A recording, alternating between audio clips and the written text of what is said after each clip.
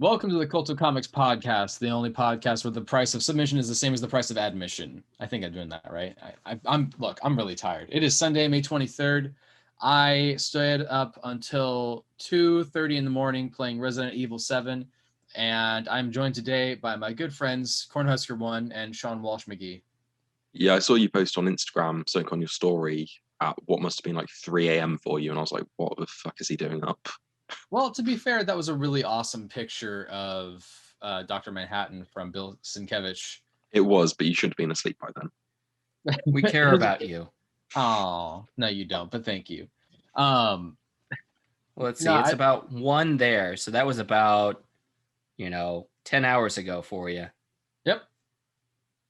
Yep. I still got up at a decent time too. The dog has been whining incessantly at very specific times. She has given herself a scheduled potty break 3 times a day. Once at 9 in the morning, once at 4 p.m., and then once at 10 p.m. at night. So is this your dog or your girlfriend? Thank you. That was not bad. She's been a little ornery lately. Okay, so I just turned 30. The dog or your girlfriend? Yeah, answer the question. The answer is both. I just turned 30. My birthday was on Thursday. It was hell. It was a whole ass experience. Okay, so here's I remember when I turned 30. It's about the same. Does your back start hurting immediately, or is it gradual? Yes. Yeah. The second you wake up in the morning, you're like, oh, well, I'm 30. I'm in pain. I'm going to start making dad noises. Yep. Every time I bend over. Mark the time really quick. All right. Hello? How would we react if he just got murdered on camera now? 1 second. I'd probably still upload it. Trying to be the next, whatever that Vine guy is. The guy that went to Japan and filmed the dead bodies. Oh, Logan Paul. Yeah. God damn. How did he post that? Like, what the fuck?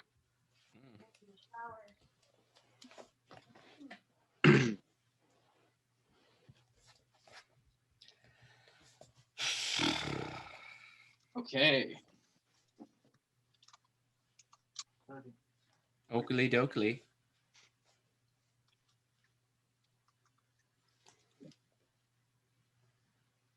Sorry about that. Anyways, where was I? Right. So I turned 30 this Thursday, this last Thursday, and so the goal was that we were going to go to Lopez Island, which is in the San Juans, and it's supposed to be this nice little island. We were going to go for a nice little bike ride, but to get to the island, you've got to hop on the ferries. The ferry broke down at 9 a.m. They didn't tell us what the issue was, so they canceled 2 trips to the San Juans, and our entire plans for the whole day just fell apart.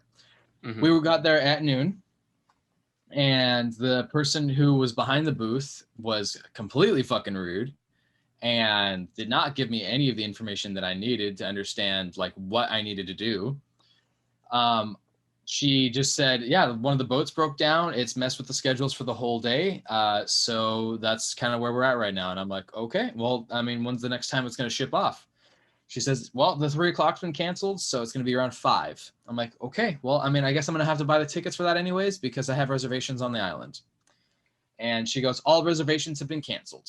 And I'm like, looking at her and I'm looking back at Erica and I'm like, what, are you in charge of my reservations for where I'm sleeping? She's like, why would I be in charge of that?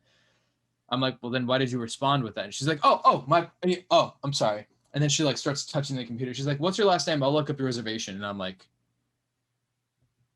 what are you talking about? Like, I'm like, are you hearing me? And I'm just like confused. I'm like, is this all going through one ear and then out the other? Did you just like turn off your brain? Like when you came to work today? Like, I get that for like a job when you're working in public service, especially something that's tied to like government stuff. But I just look at Erica and I look at her and I'm just like, what the hell's wrong with you? Like, what's going on? She's like, what? I'm sorry, God. And I'm like, kind of reaction is this? What's happening? I'm like, can you just like sell me the ticket so I can get on the 5 p.m. Thing? And she's like, yes, here's your ticket. Go through. I go up to the guy and I'm like, hey, I just got to turn around. I'm going to come back. And he's like, well, did you buy a ticket? And I'm like, yeah. And he goes, well, it's going to expire. I'm like, wait, what? He's like, your ticket will expire. I'm like, why would it expire? He's like, we'll give you a refund. And I'm like, why was I just sold a ticket for a boat that's going to come 5 hours from now? And he's like, I don't know. I'm not that person. And I'm like, oh, what is happening to this day? I'm just trying to figure out what's happening to this podcast. It turned into a whole It's thing. just a rant of Tyler's travel plans. It was a whole journey. The whole day like fell apart. So we just spent the whole day in Anacortes, just going out and lounging and everything. But you know what? I'm 30. It's done. It was a nice sunny day. I got to spend time with friends. I'm okay. And rant. Breathe. Calm down. Apparently, we talk about comics on the show sometimes. No, not really. I just ruin travel plans. Yeah, that's all. And people. I could talk about my most recent bowel movement. At this point, you may as well. All right. The doctor says it's normal. So don't worry. Was it black? Is your soul? Yeah. But we already knew that. We should talk about comics. Did you guys have like a decent week with comic books? Because once again, I've been running into issues with my subscription not being full. My comics came in perfectly. I had no delays, no issues whatsoever. I have too many comics. You can have. That's not a problem. I know, but I only have so much time to read, so like, just sell one of your children. You can actually probably get a lot on the black market. How much money do you think you can get for a baby on the black market these days? How attractive is your baby? Because that will affect the price. That's the real question. If you had to scale your baby. They are too cute. We're gonna have to rough these kids up just a little bit. So people Let me ask old you this ladies again. will it's a real thing. Old ladies will like walk up and hand your kid a quarter. That's not a thing. It happened. It's happened. You realize you just walked into a really perfect scam that you can do really easily. I once had an old lady come up and give me some money because she thought I was homeless. To be fair, you kind of look homeless. Thanks. I look really malnourished and thin, don't I? Yeah. No, it was mostly back when you had the longer hair, especially when you were, I had at the time I had longer hair and wasn't shaved. But I was dressed in clean clothes and was definitely not homeless. You can grow facial hair? And she, not very well. But yeah, she told me to go get some hot food to eat.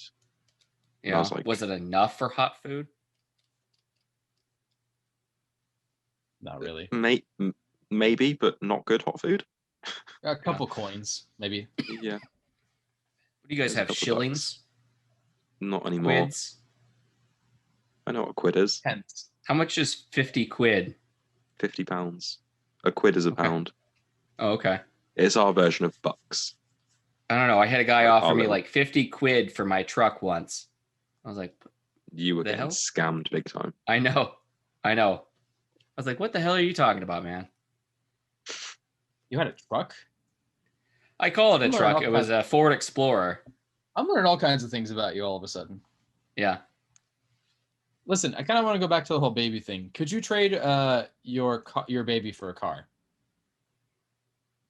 What kind of car?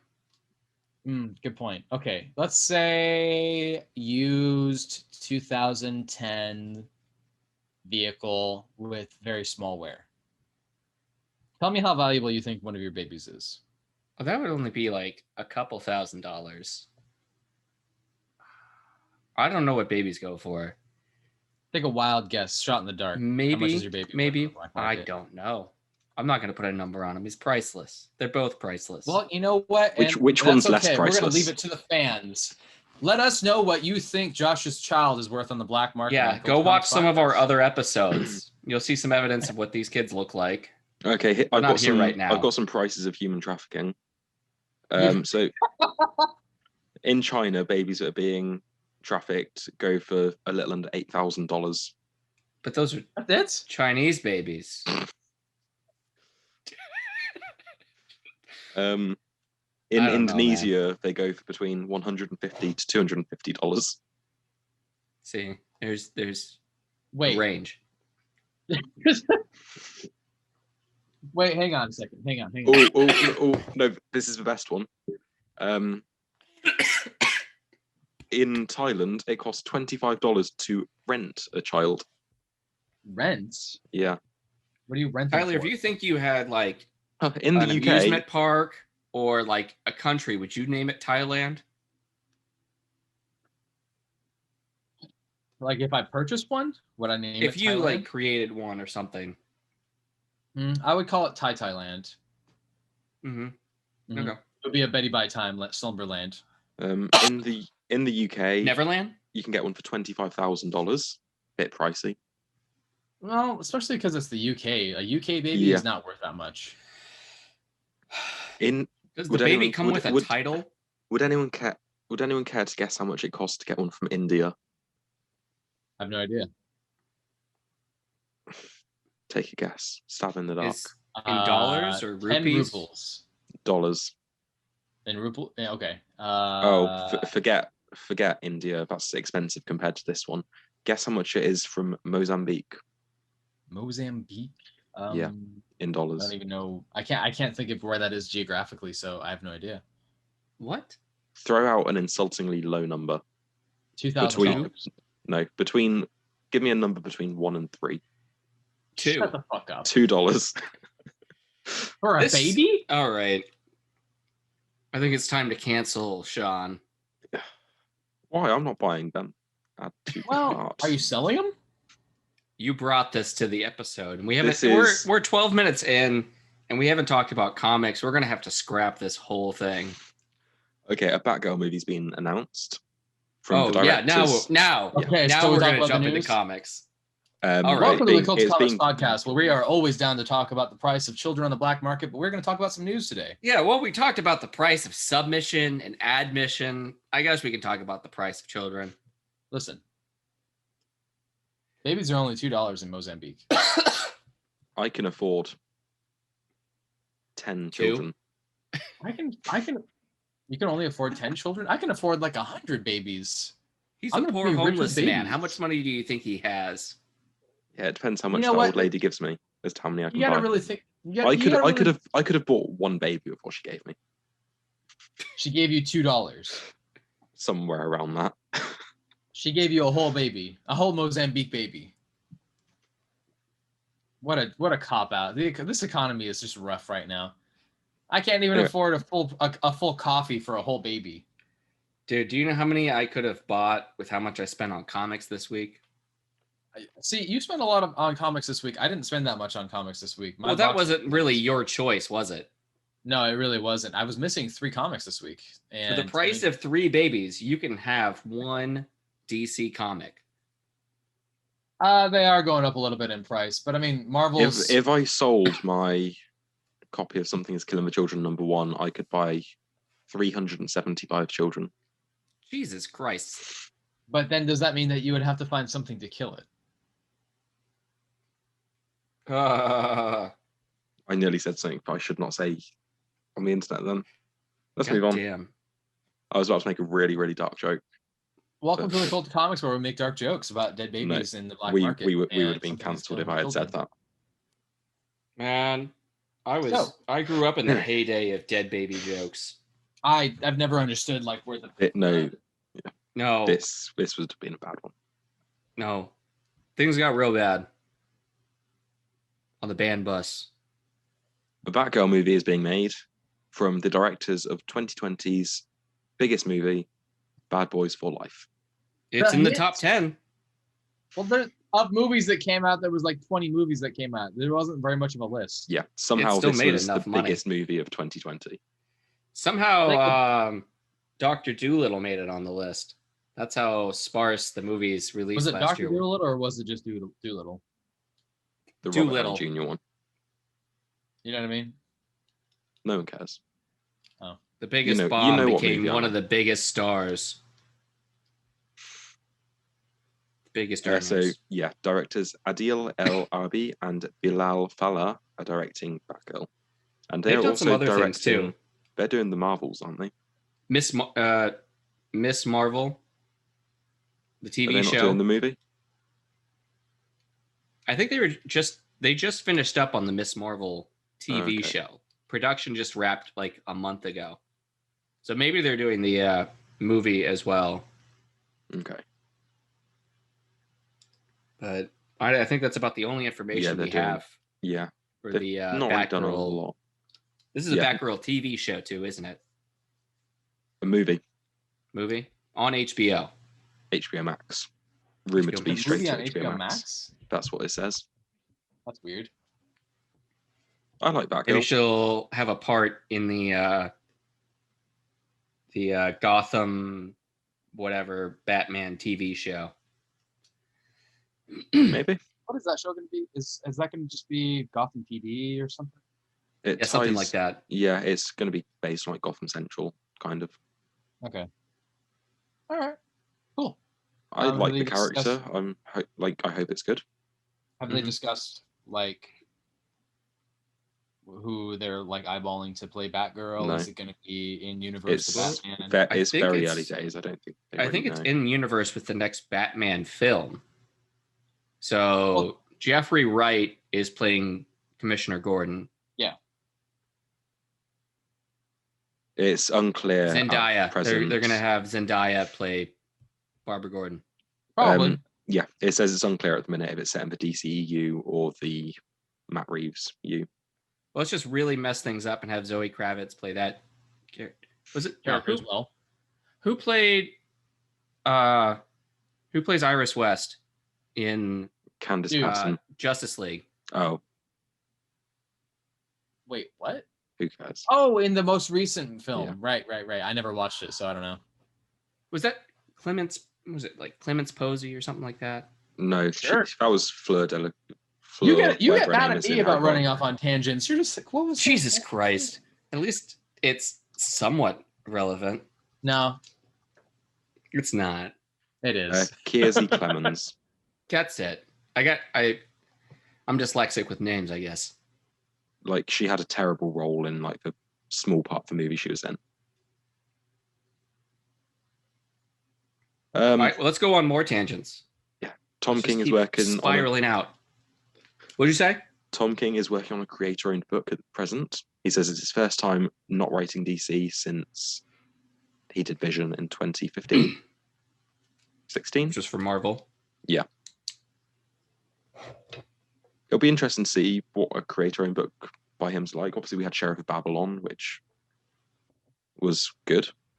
Yeah, it was really good. It was a really strong Vertigo book. It was my first introduction to him, really. No, that's not true. It was called? It was Sheriff of Babylon. Oh, I think I remember the Free Comic Book Day ad for that. Was that in like Texas? He's a biker. Not even close. It's set in like Iraq. Sheriff of Babylon is the story about a counterterrorism agent, something like that. No, like modern day Babylon. To say that he's a police officer, a military police officer within the Green Peace Zone, or the Peace Zone. What's it called? There's a comic called something PZ. It's a letter. It's 3 letters. It's gonna bother me now. Anyways, basically, it's the zone of peace that. You're looking for DMZ. DMZ. Thank you very much. Demilitarized zone. Exactly. Yeah. So it's based on somewhat of Tom King's firsthand experiences of what he experienced when he went to Iraq after 9/11.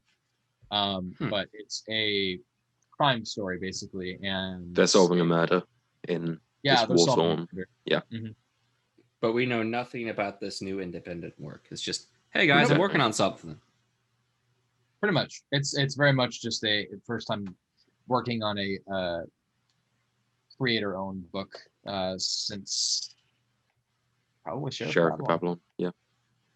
So it'll be interesting to see. He's gonna probably finish up with Rorschach, the Strange Avengers. The scripts for those are already written. Yeah, so he's probably got the time for it. He's one of those writers that, I mean, it's easy to follow him because he keeps putting up minis. So it's easy to just pick those up and then just go. He works really far in advance because he confirmed like a year ago that the scripts for Sheriff Babylon 2 have already been written. I think the reason why he started doing that is because he was one of those authors that ran into delays with some stuff. Maybe. Yeah. Yeah. The delay of Sheriff Babylon's 2 is Mitch Gerrard's at this point because he's obviously doing Strange Adventures and other stuff. Sure. He's being spread a little bit thin. He's doing Infinite Frontier, I think. Only the covers.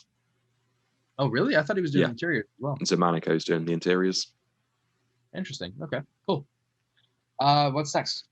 We've got another bit of Green Lantern casting. We have got Alan Scott. Hell yeah. Being cast. Hell yeah. And they're being played by... It doesn't say. Why does this article not say? There's something Irvine. Yes, it was Jeremy Irvine, who was in the Warhorse movie by Steven Spielberg. Yeah, I've seen nothing that this guy's been in. Yeah, that was like the most notable thing he's been in. So nothing really important at all? No. The general buzz around it was positive. People seem to like him and what he has been in. Mm-hmm. Yeah. Yeah, it's interesting that Alan Scott's going to be in this show. So, well, it's also weird that they cast a younger dude to play the character. Yeah. You know what I mean? Like, it's just interesting because I don't know if there's going to be like some time bouncing around or maybe what. Maybe they'll have like a young version of him and an old version of him. Maybe. I mean, I don't know. It's weird. My vision of him is always of him in Sentinel kind of outfit, older, well established, like not young. 40s, you know. It's just weird because this is a very young actor compared to what the comics are of him right now. And if they already have Guy Gardner, I mean, I guess what they could do is they could do a time bouncing around thing like what they do with The Witcher. Yeah. Multiverses are so cool right now. Just get the whole teams together. Yeah. Every version of this one character together. It's just type of character. Green, the different Green Lanterns, but I'm not really upset about the casting necessarily. It's just more about it raises questions about the direction the show's going in. Yeah. Exactly. Yeah. I am really hoping that they're going to make him like still be gay. I would be really surprised if they don't make him gay, especially with how much has been shifted to him being in continuity gay. That's probably why they've put him in the show, even if he doesn't necessarily fit, because they wanted that gay character there without the backlash of changing established stuff. Yeah. See,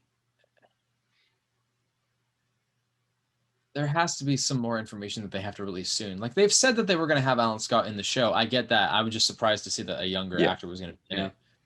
Well, any kind of casting thing in the past few years, or at least as long as as far as I've noticed over the past few years, that Hollywood just kind of drip feeds casting announcements, from before production, through production, after production, all the way till, the premiere. It's really easy advertising. Yeah. Because that's what, the biggest example I can think of was Spider-Man Homecoming. It was every, couple of weeks you'd hear about a new person as part of the film until the list had just grown longer, so long. All right. Back. We've got some more writer announcements for the Silver Coin anthology series that we've been reading. So we've got Josh Williamson, Ram V, Matthew Rosenberg, and Vita Ayala have all been confirmed to be writing one issue each. That takes us through November. Yeah. Josh Williamson, great writer. Ram V, great writer. Matt Rosenberg, good writer. It fits with Josh Williamson doing that because he did Nailbiter, right? So I feel like doing he likes horror to do. So and Ram V seems to be getting a more prominent role in the comic world at the minute. Yeah. I mean, you would call Swamp Thing horror, wouldn't you? Yeah. I would definitely say that it has horror elements. You know, its origins are very much based in a monster story, not unlike Beauty and the Beast, I guess. But I mean, I was thinking more like Hammer Studios. You ever seen those monster films? No, I'm not familiar at all. Back in I don't know, somewhere around the 50s, 60s, or 70s, they just made a ton of monster films. Just ran the gamut on all those things. Sure. Not familiar. No. I mean, give me a monster movie. What have they done? All the classics: Dracula, Frankenstein, Swamp Thing. Well, creature from the swamp kind of thing. Well, what era? What do you mean, what era? I just said they made him in like somewhere around the 50s, 60s, or 70s. That's like 30 years. I don't know. Like when I say era, I mean like, is that like the golden age of like horror movies? I gotta look it up so I not talking out of the side of my mouth. Sure. Hammer Film Production. That's what it literally says. Mid 50s until the 70s. All right.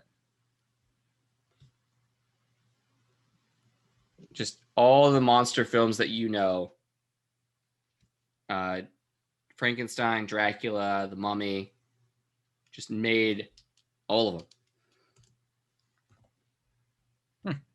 Yeah, I wasn't really aware of that. Yeah, I mean, I would agree with that. I think that fits with that timely period of the golden age of horror movies. Mm-hmm. What else is going on? We've got another miniseries from Marvel announced in the vein of Batman Black and White with Deadpool Black, White and Blood. Yep. Written by Tom Taylor, or at least one issue is. One section of one issue. Yeah. Tom Taylor is a very good writer. I think it'll be great. It actually really fits for him to do that. Oh, interesting. Apparently last year he said that he had planned for Deadpool to be in X-Men Red because he and Honey Badger are best friends, but apparently that didn't fit into the editorial. Yeah. And this is going to be 5 issues instead of the 4 that they did for Wolverine or Carnage. Okay. Yeah. So I'm just trying to find if this is going to be a mini, like anthology, or if it's just a regular mini.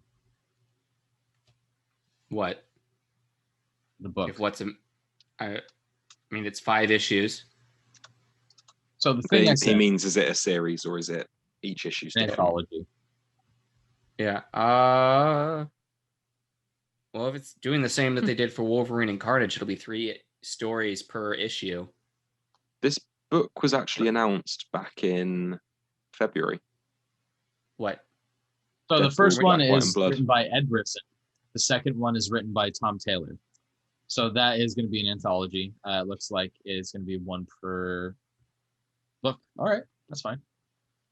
Yeah, this book was announced back in February. Was it? Yeah, there was no creative team attached to it, but it was confirmed it was coming. Okay. Yeah. And this whole time I've been asking you guys, what do you think the next one's going to be? What do you think the next one's going to be? No idea. We'll just have to wait and see.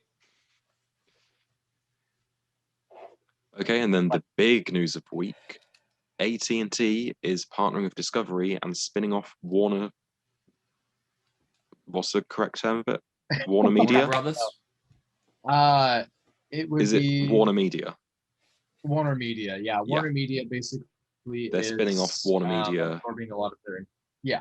So they're going to take this streaming service, and they're going to take this streaming service and put them together. Pretty much, because Warner Media is the company that owns Warner Bros, DC, HBO, all of that. With the fallout of what happened with DC Universe, this kind of makes sense because Warner Brothers is pretty knee-jerk reactive to a lot of decisions. Same thing happened with a lot of the shows that they made on DCU. With how that was received and how they didn't have the turnout that they were hoping for, and they didn't get the profits that they wanted. They turned face on that real quick because they had that whole expo for DC Universe back in August. Sure. Yeah. And I think by November maybe December, all of the DC shows were on HBO Max. This is kind of what I was leading up to, is that it's the reaction to how little the expected turnout was in response to what actually turned out for the downloading of DCU and everybody having being on that service. They had already dumped a lot of money into those shows. I mean, obviously shows like Doom Patrol and Titans were still well received. Swamp Thing was greatly received, but they just didn't get enough return on investment because it's Warner Brothers. They responded in turn, started dumping a bunch of stuff onto HBO Max, and Bob's your uncle. That's how you are now. Yeah, now it's the question of Doom Patrol and Titans, both HBO shows now, aren't they? Yeah, they are. They're officially HBO Max shows. Stargirl is officially CW. Yeah, HBO is acquiring all sorts of stuff. They've acquired Young Justice shows. They've acquired Cinemax shows. Yeah, Young Justice still haven't had any word on another season of that yet. Well, isn't that season 3? They've had 3 seasons, yeah. Oh, okay. It's just interesting to see because I would argue that the HBO Max service has been pretty successful. And obviously they're not going to dissolve HBO Max as a service, but no. This buying of Discovery and kind of merging of Discovery definitely means that they're trying to cut corners and costs. So what this tells me is that they're still in heavy competition with Netflix as far as shows, and probably Disney Plus, although I don't know what the numbers are on Disney Plus at this point. So they're trying to. Oh yeah, I mean, I don't doubt it, especially with everything that's on there at this point. But I mean, Netflix still is being ranked as the highest streaming service right now. Regardless, King of the Castle. King of the Castle. You never got this. You It is impressive how much they have taken over everything, and everybody likes to talk shit about how they've just dumped money into all of their programs and what have you, but they spent $400 million getting the rights to Knives Out 2 and 3. Yeah. How that movie cannot be that expensive to make. It's not even just that. It's that a lot of their profit, a lot of their finances right now at this point is just debt. They owe so much money, and yet they're still doing great. And I don't understand how that works. It doesn't make any sense. They owe a ton of money, but they're also making a ton of money. If they wanted to, they could pay all that debt off real quick. Okay. Relatively quick. So just to give clarity here, the difference between something like a streaming service that will charge you for a movie, for example, what would happen with Mulan, you pay once on top of the extra subscription fee. That's at least an extra profit motive because that's going to balance some of the return on investment. That makes sense to me.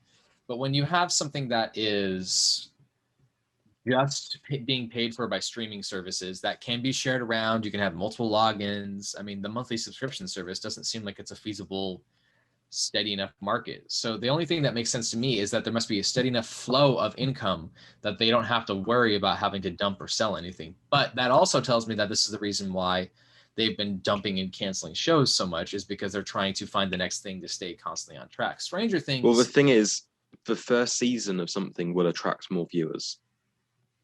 Yeah, season 3, season 4 of stuff doesn't sell. You have this new big show with this A-list star that's signed on to a Netflix show is a big deal. Sure. You have that Drew Netflix Barrymore, has. That's how it is with comics. Yeah. Netflix has over 200 million paid subscribers worldwide. US and Canada account for 74 million of that, and you're paying maybe $100 a year, more than that, but let's just call it around $100. That's 20 billion right there. Yeah. And that's only a third of their subscribers. Obviously, when they're making a show and stuff, you do have other companies and stuff pay to have products in there, product placement. So there are deals and other production companies coming in. God, there was something I remember I can't think of what it is, but I remember there being product placement in Jupiter's Legacy. Sure. Which I'm not surprised by. Normally cars. It's unfortunate. I watched the first episode of that and I was just like, I'm not interested in this. I'm not sold on this show at all. It was a disappointment. I have some news about Netflix. Okay. Netflix has been putting money into gaming services. They have started looking into expanding their services, not just for streaming movies and shows, but also into video games. So a lot of this, some people are speculating, is because of what happened with the success of Black Mirror, the interactive episode. That's it. Benedict. They had, I don't know if you guys have watched Unbreakable Kimmy Schmidt, but they did a movie that was interactive after the series ended. Cool.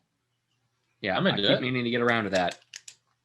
It's going to be interesting. I wonder if they're going to try to compete with Steam or something, but yeah, who knows? Oh, that or, Microsoft has their own thing for Xbox Live.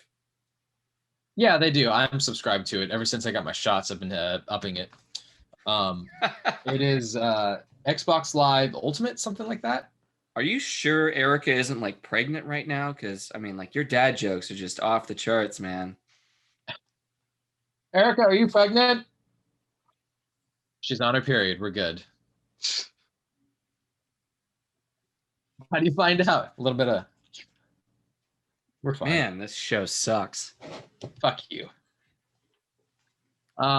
Any more news? Not that I can think of. No, that's pretty much it. Not gonna top that. What's the time? 36 minutes. Do we want to end this episode and then move on to discussion? Just keep going with comics. Just kill it. Yeah. Cool. Just have one episode. Sure, because it was comic time for the comic podcast. Okay, so that takes on. Silverhawks? Huh? We're gonna go on tangents. Did you ever see the show Silverhawks?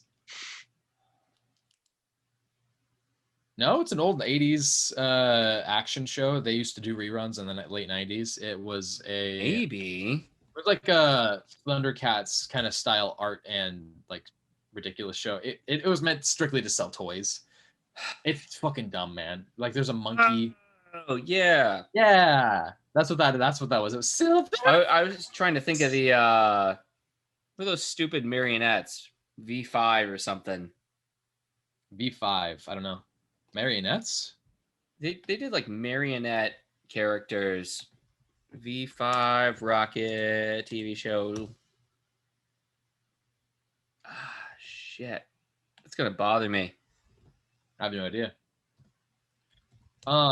Before we get into it, I did want to point out that the Many Deaths of Laila Starr came out this week, but I have not picked it up yet. Everyone else seems to have really been enjoying it. But apparently it's been going up in value lately, or is it just really hard to find? This is news to me. It is? Yeah. I just buy it when it's out. No, it was Pizza Detective was like $30, right? Yeah, Pizza Detective. Oh, bad idea. I was thinking of Thunderbirds Are Go. That's what I was thinking of. I know that's what the Hank Howard, Pizza Detective in Caligula's Safe. Yeah. Caligula's Safe. I don't know. And then then there's a second story in there, which is much better than the Pizza Detective. That's the Matt Kent one.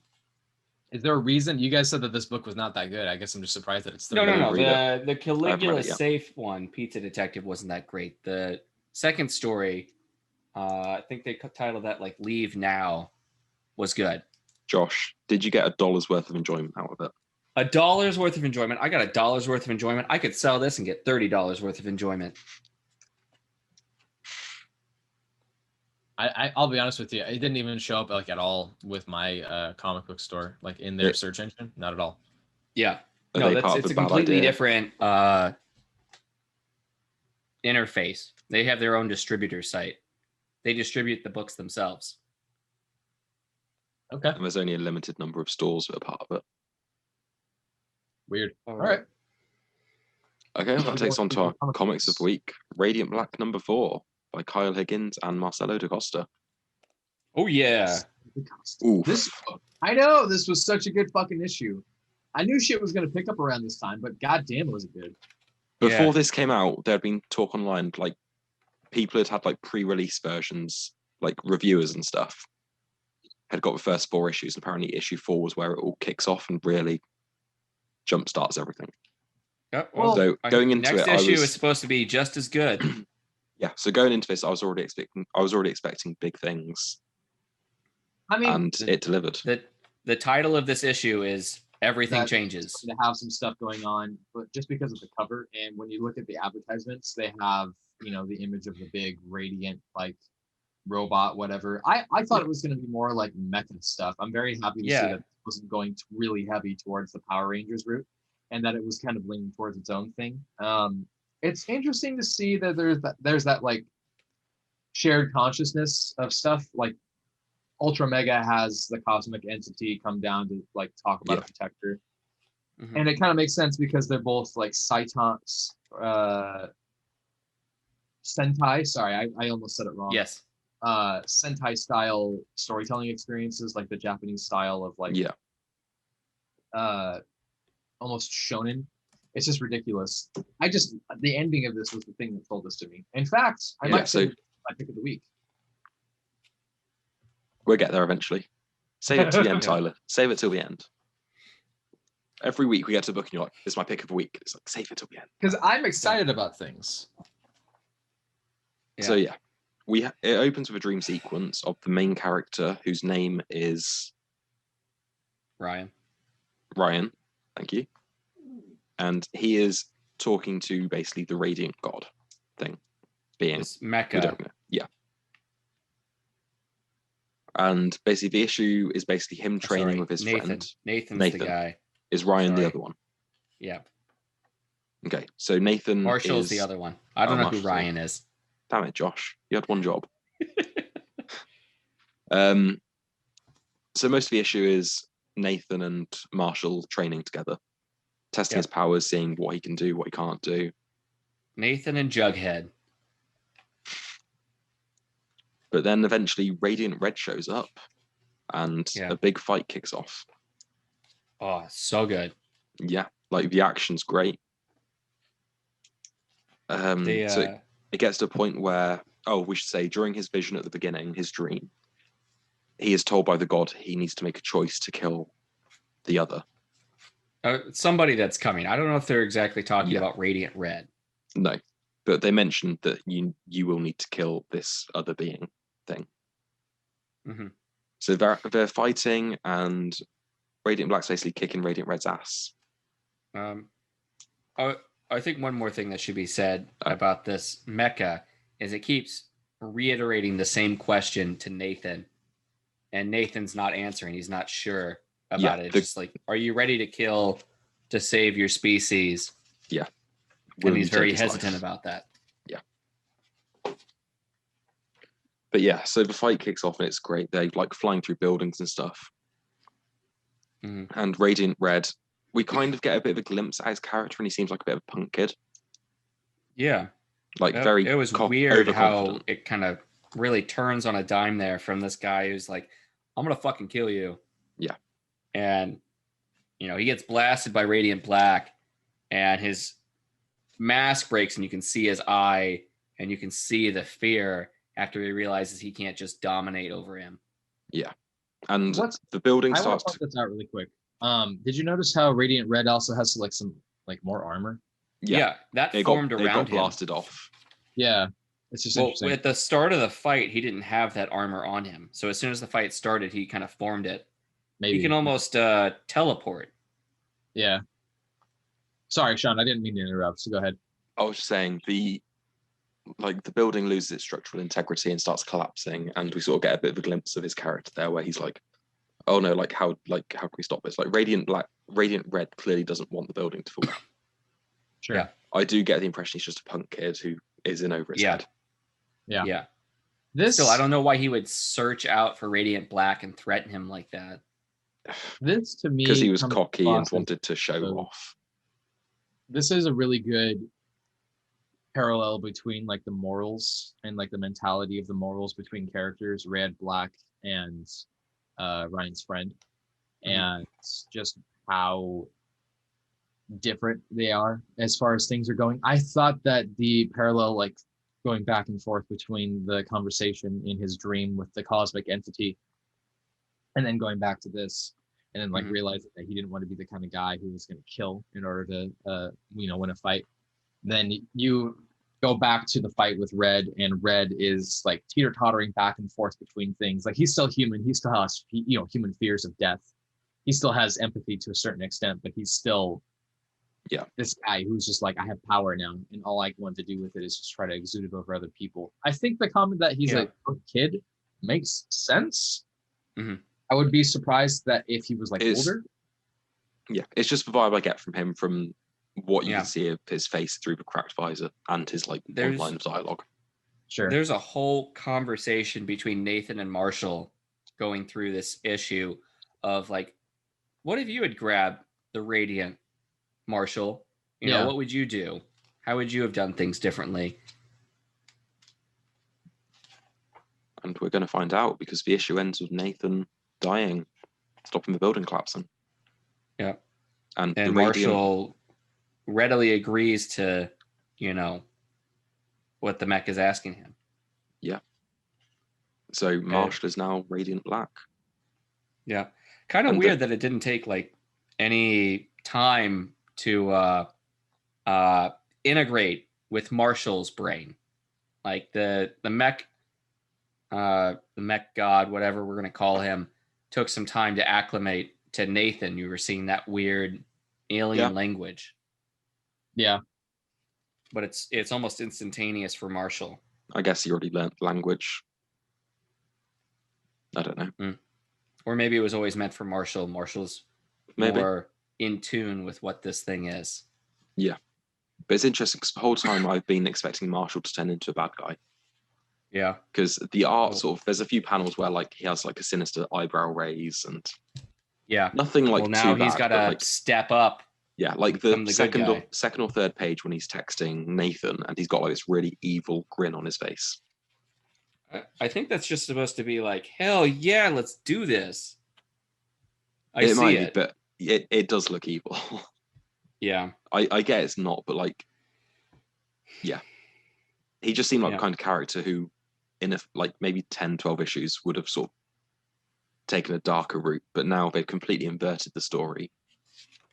Yeah. And it seems like they are saying that, Nathan is dead. Yeah. In the back matter. Yeah. So it's taken an interesting turn. It's a shame because I really like Nathan. I found him a really relatable character. Yeah. Well, yeah. A part of me, there's a letter in there. I feel like it kind of makes sense, I guess, to an extent. The couple of letters that they include on here, people are like, oh man, I really, identify with Nathan. And then they're like, about that. Sorry. They literally made him the most relatable character possible just to fuck with people when they kill him off. Mm-hmm. Yeah, it was Michael Busuttle who ended up taking care of the letter column this issue. He's like, I think there's a reason, Kyle Higgins asked me to take care of this letter column. So there was supposed to be a preview in the back of this for another property, but it wasn't ready yet. So we get 2 one-page quick, stories from Marshall's School of Business where he pitches, different business ideas. Those are pretty fun. Yeah, this issue is great, and like I'm really interested to see where it goes next. Mm-hmm. Good stuff.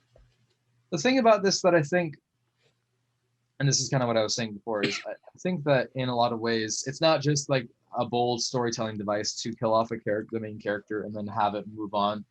It's another one to have it be like a character that you care so much about, and then going on to a character that you can kind of relate to, but you're also like, man, this guy's a fucking asshole. I think there's something to be said about the desire to want to take bold turns that aren't like edgy for the sake of being edgy. You know what I mean? Yeah, and I think had they started the story with Marshall being the main character, where he is a bit of a douchebag, people might not have liked it so much because he was an abrasive personality. But now you're 3 issues in, it's a good book, and then it's taken this turn. Well, and now, Marshall really understands the gravity of the situation. Whereas if he had gotten the powers right off the bat, he might not have taken it as seriously. I wonder because at the beginning he was very Sorry, go on. I actually interrupted you, I think, so go ahead. Okay, I was going to say, yeah, at the beginning, he was the one who was sort of like, oh, cool powers, this will be so much fun, kind of thing. Mm-hmm. So for him now to realize the weight of that. Yeah. I wonder if there's the decision was to have like such differing characters, kind of like what you had said, like we wouldn't have enjoyed it as quite as much if it was the other way around at first. I kind of agree with that. I feel like this is an intentional lead up to a character that we have more sympathy towards now because he's seeking out revenge. And I mean, they kind of advertise the next issue as like a revenge issue. Yeah, he's definitely got a cause now. Motive. Instead of being the angry dick. Yeah. Who knows? They're basing this off of, Power Rangers, other Sentai stuff. Maybe Nathan will come back in some other incarnation later on. Radiant White. Yeah, who's that new Radiant? Mystery Radiant. They did it with the White Ranger / Green Ranger, so maybe. It's literally the one I was thinking of. Yeah. Yep. I mean, there's not much else to say other than singing the praises of it. I guess I will say the art's still pretty impressive with this. I think the coloring was a little different this issue. Was it I really? think it looked a bit better. It might have just been my imagination, but you've got the mindscape is definitely different, but just the color seemed a little consistent. Softer. Yeah, it could be my imagination. I mean, we're 4 issues in. I don't think I've seen it change that much at all. Okay. Yeah. Okay. I've got nothing else to add to it other than it's still a gorgeous book. It's still a lot of fun. There's a lot of praises to it, but it's one of the strongest books every week it comes out. Absolutely. Okay, so now we've got Home number 2 by Julio Anta. Why did I get stuck on name duty this week? Why did you get stuck on name duty? I don't know. I just sort of went with it at the beginning and Wieszczyk. Anna Wieszczyk. It hurts my brain. There's not enough vowels. Hang on. You didn't put their name in the chat, did you? No. It's like Polish. Yeah. Wieszczyk. Anyways, this is a good issue. Yeah. I'm still not a fan of the art. Me neither. No, it's definitely like these guys are like chibified almost. Yeah, the second page, Chibi. Like there's one of the police officers stood there with a flashlight like that, and his face is just he's got 6 teeth. Yeah. Thank you for pointing that out. The guy next to him, they go to him, just him in the next panel. All the teeth, but it's just one white block instead of individual teeth. There's a point where the little boy is talking to his auntie, and her eyes are lazy, like really, really lazy. When they're in the mall together. Once is like, goodbye. Way to the back. Looking like sloth. Oh yeah, Jesus. There's points where it seems like they're proportionally accurate, but then other points they're just like smushed. And I don't really understand the logic behind it. And it's hard for me to take some of these characters that are like ICE detention officers as vicious as I know that they're trying to sell them to me as when they look the way that they do. Yeah, because here's the thing, the writing is very powerful and it is doing a good job, but every panel I'm just distracted by the dodgy art.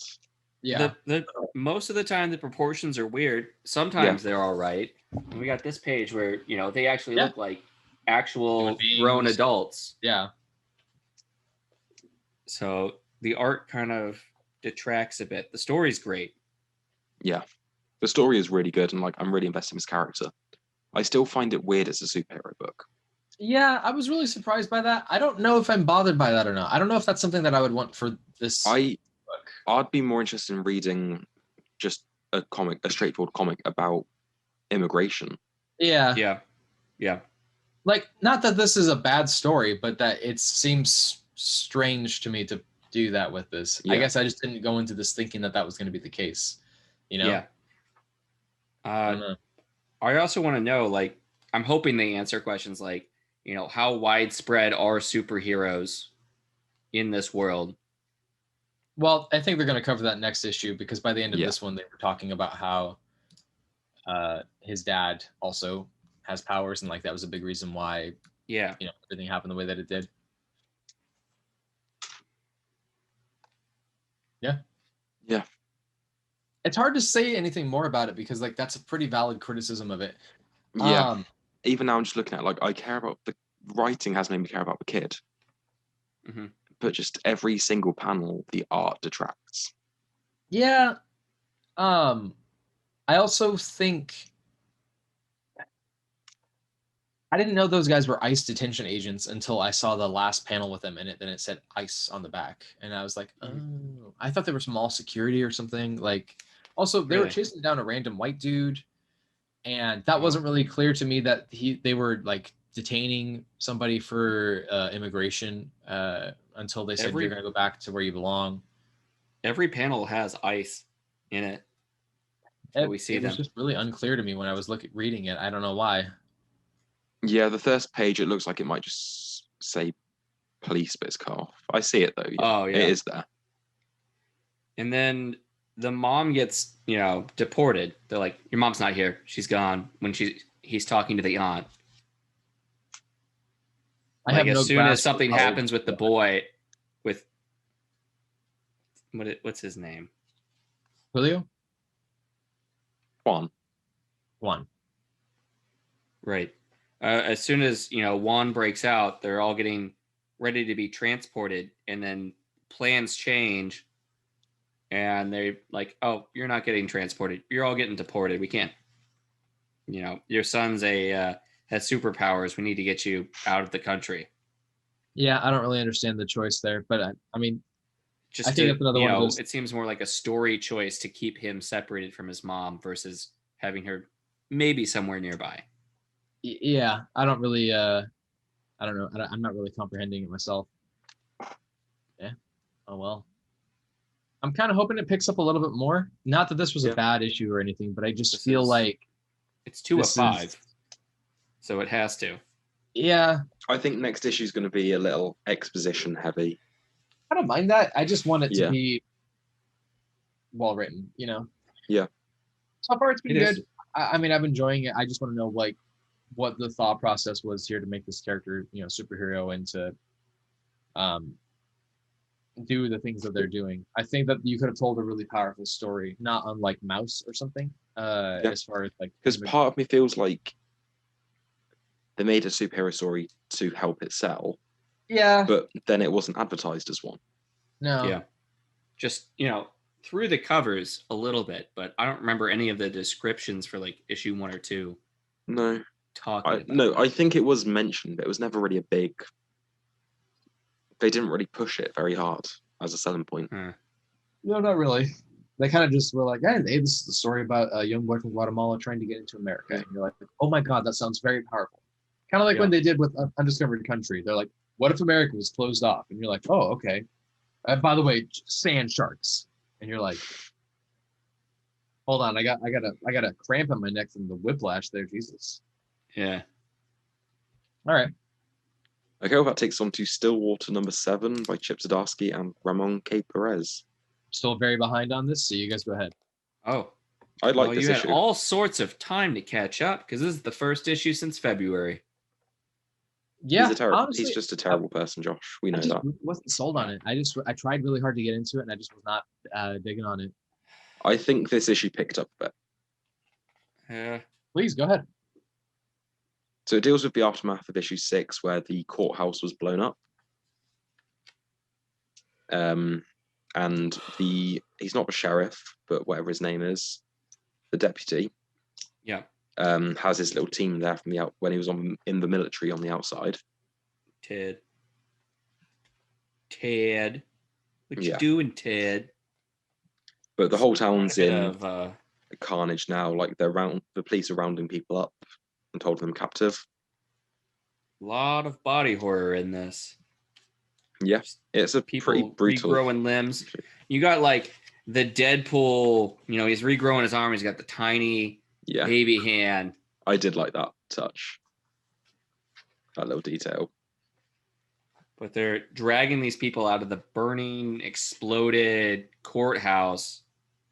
And it's not great. Yeah. One thing I did like is they mentioned that, like, how are we going to repair this? Like, how do we get the materials to repair this? Like, you'd have to go like outside of the bounds to grab the wood and carve it out and then bring it back in. Yeah. But it's like, how do you get that many materials without letting people know that the town exists? Mm-hmm. And we thought this town doctor was involved in this explosion, but he's saying he didn't do this. Somebody else blew up the town hall. So that's still a bit of a mystery. It totally seemed like at the end of issue 6 that he was like, fuck it, and blew it up. I thought he was definitely one of... Yeah. So but I like how it's raising some more questions that are going to be answered later on. It's sowing seeds. Mm-hmm. We have a cool sword fight between the main character and one of the militia guys.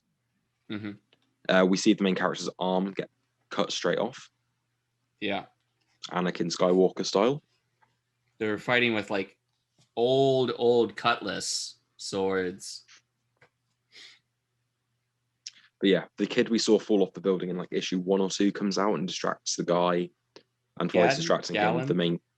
Yeah, Galen, yeah. And while he's distracted, the main character lobs his head off. The dude he's fighting, not Galen. Yeah. Gatton. The kid's fine. No children were hurt in the making of this issue. Yeah. But yeah, there seems to be like a community of children that have like a settlement in the forest. A bunch of Ewoks. It does look like Ewok village with the Lost Boys. It really does. And now everybody else in the town is being rounded up and put in these large cages. Yeah. They're going to all go through a re-education. But I think the writing at the end is quite cool with Galen, because he's like, you're not like Laura, you're different. You're like me. You're one of the Stillwater children, but you're the one who achieved the dream of growing up. Mm-hmm. Yeah. Yeah. I really like this issue, and it set up an interesting direction for where it's going to go next, I feel. Yeah. I am looking forward to this whole arc. Yeah, I feel like it did meander a little in the middle of the first arc, but yeah, I thought this was strong. Next issue might meander a little bit because there's the sheriff, the lady is out of town. Oh yeah. She's not part of this right now. So she's out running some errands. So it looks like it might focus on her a bit. I've just spotted a really lazy art duplicate thing. So go to the 2-page spread. The sword fight one. Oh.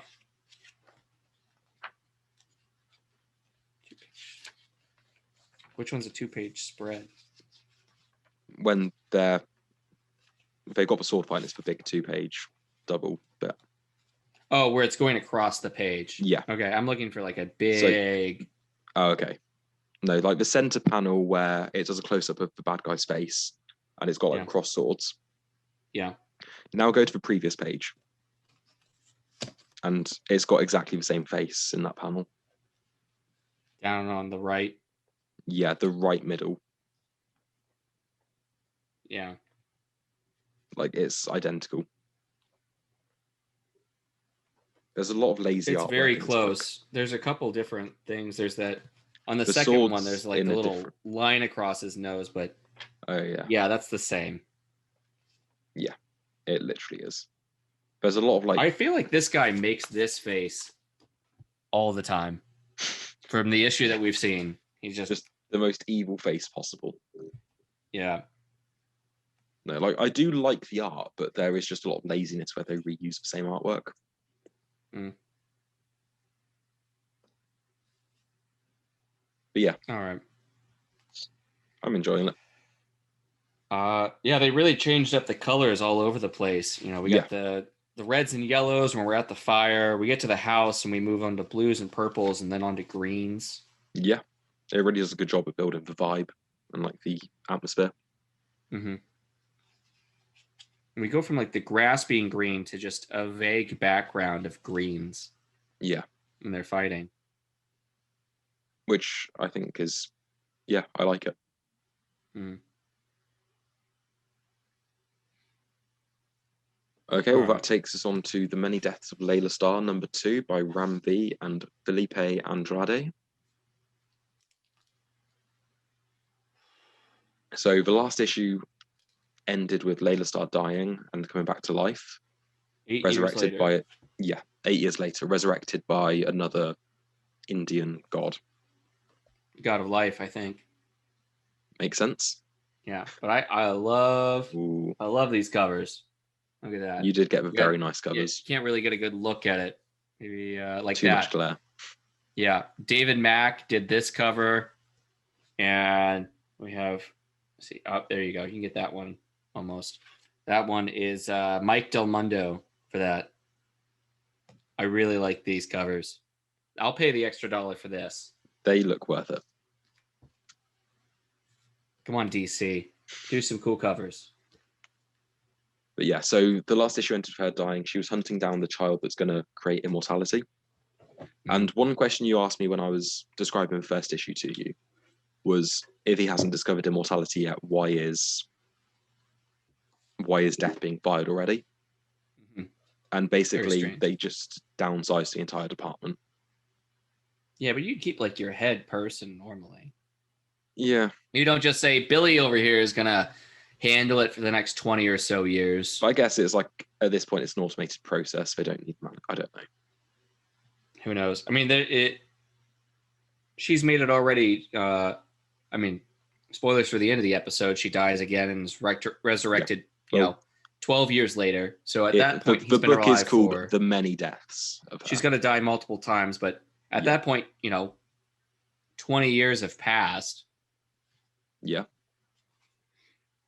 I mean, technically, that's her third time dying because the original Laila Starr died and death took over. And most of the issue focuses on the young child who's going to invent immortality and dealing with his life and his first encounter with death.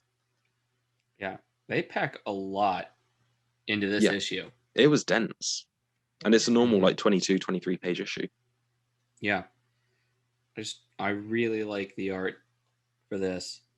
Yeah, the colors, the shapes, it's not, there's a few weird body shapes in it, but it suits the style of the story. Well, a lot of it's exaggerated, like it's a kid telling a story. Yeah, that's what I mean. He's, the tallest man I've ever seen. He had long arms. But we complained about body proportions in Home, but that was because it was telling a grounded story and it was strange. But here, when it's a kid telling this fantasy story, it makes sense to have stuff be a bit exaggerated and out of proportion. Mm-hmm.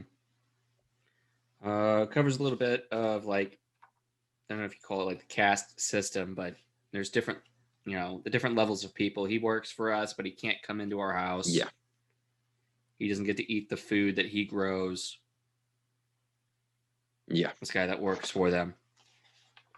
But when he died, even though he didn't work for them anymore, they were still made aware of it and they sent his family money. So there's definitely traditions in here.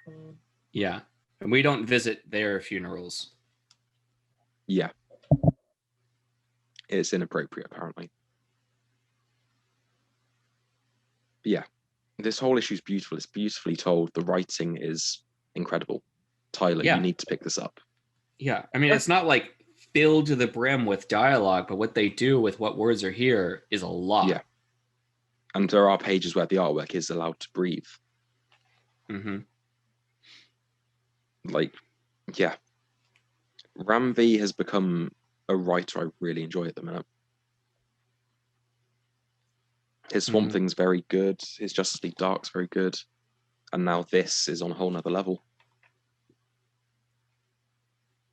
Cool. Yeah, and that whole funeral sequence at the end is just gorgeous. Mm-hmm. And Laila Starr gets attacked by some spirits at the end because she's a goddess of death. Spirits exist in water. Yeah. The way she described it to the kid, she wasn't really... I think, if I remember correctly, she was describing to the kid about the water and having it, Yeah, she said it's somewhere. I'm trying to find the actual line here. About all the souls in the river, in the water, and having memories. So she goes into the water, and it's like all the souls that remember her are pulling her into the water. Yeah. And she drowns, and the Crow rescues her again, and she's woken up again. 12 years from the day Laila Starr drowned. Yeah. The Crow is just massive at that point. Yeah. Kind of reminds me of, not quite, but certain feelings of like a Studio Ghibli film. Okay. Cool. The kind of mythology that they're building here. Yeah, a few months ago, me and Tyler mentioned that we wanted to limit what we were buying and like focus on more specific like miniseries and stuff. Mm-hmm. And this is the kind of miniseries that like I'm excited to own all of it and to have this as a whole series. Yeah. Like this is a breathtaking story. Okay. Mm-hmm. A lot of praise. Yeah, it is honestly so good. Yeah.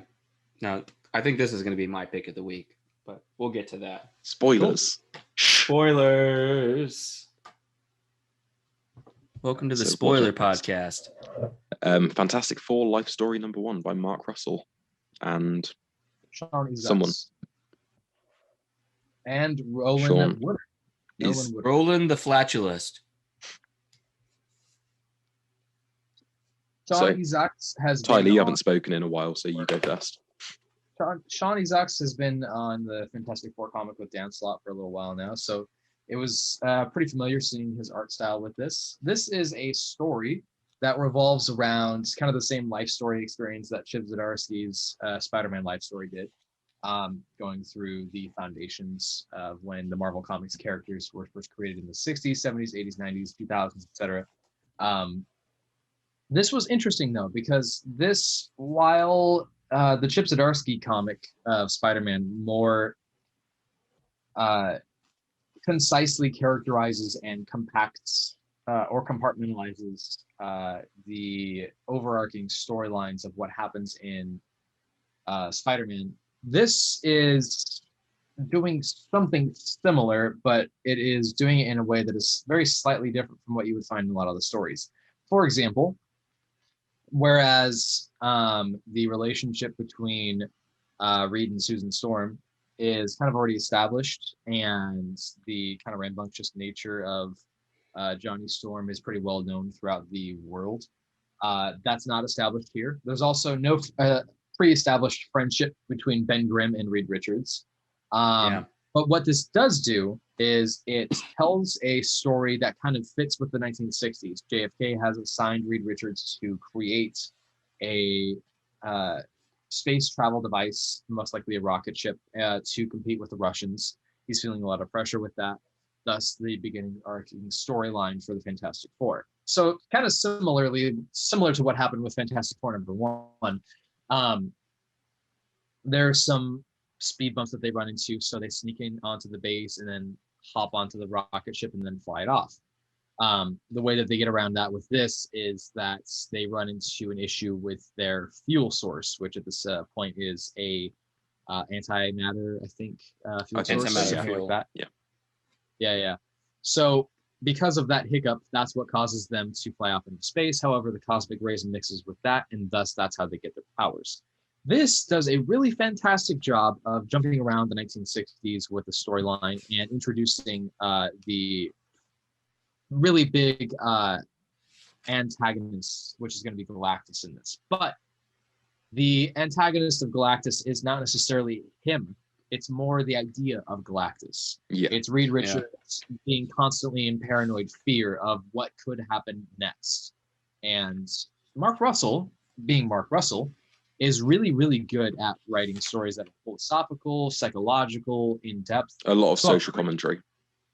All the time. My favorite part of this, that was like a little tiny note, was Susan Storm marching with the civil rights movement. I loved that sequence. Just that little bit. Makes complete sense. Why wouldn't a superhero be a part of that? Of course. And Susan Storm, being who she is, it makes sense. My favorite part of this issue was sorry, bit of a side tangent. You weren't finished talking. No. Go right ahead. No, I really liked when Reed was on the talk show and he was asked about do you think there's life out there? And he said about it being a self-terminating question. Yeah, and the because question as soon as we're aware that we're not alone, we're fucked. Yeah, exactly. Yeah, I really like that whole page, that whole sequence. It's kind of that same.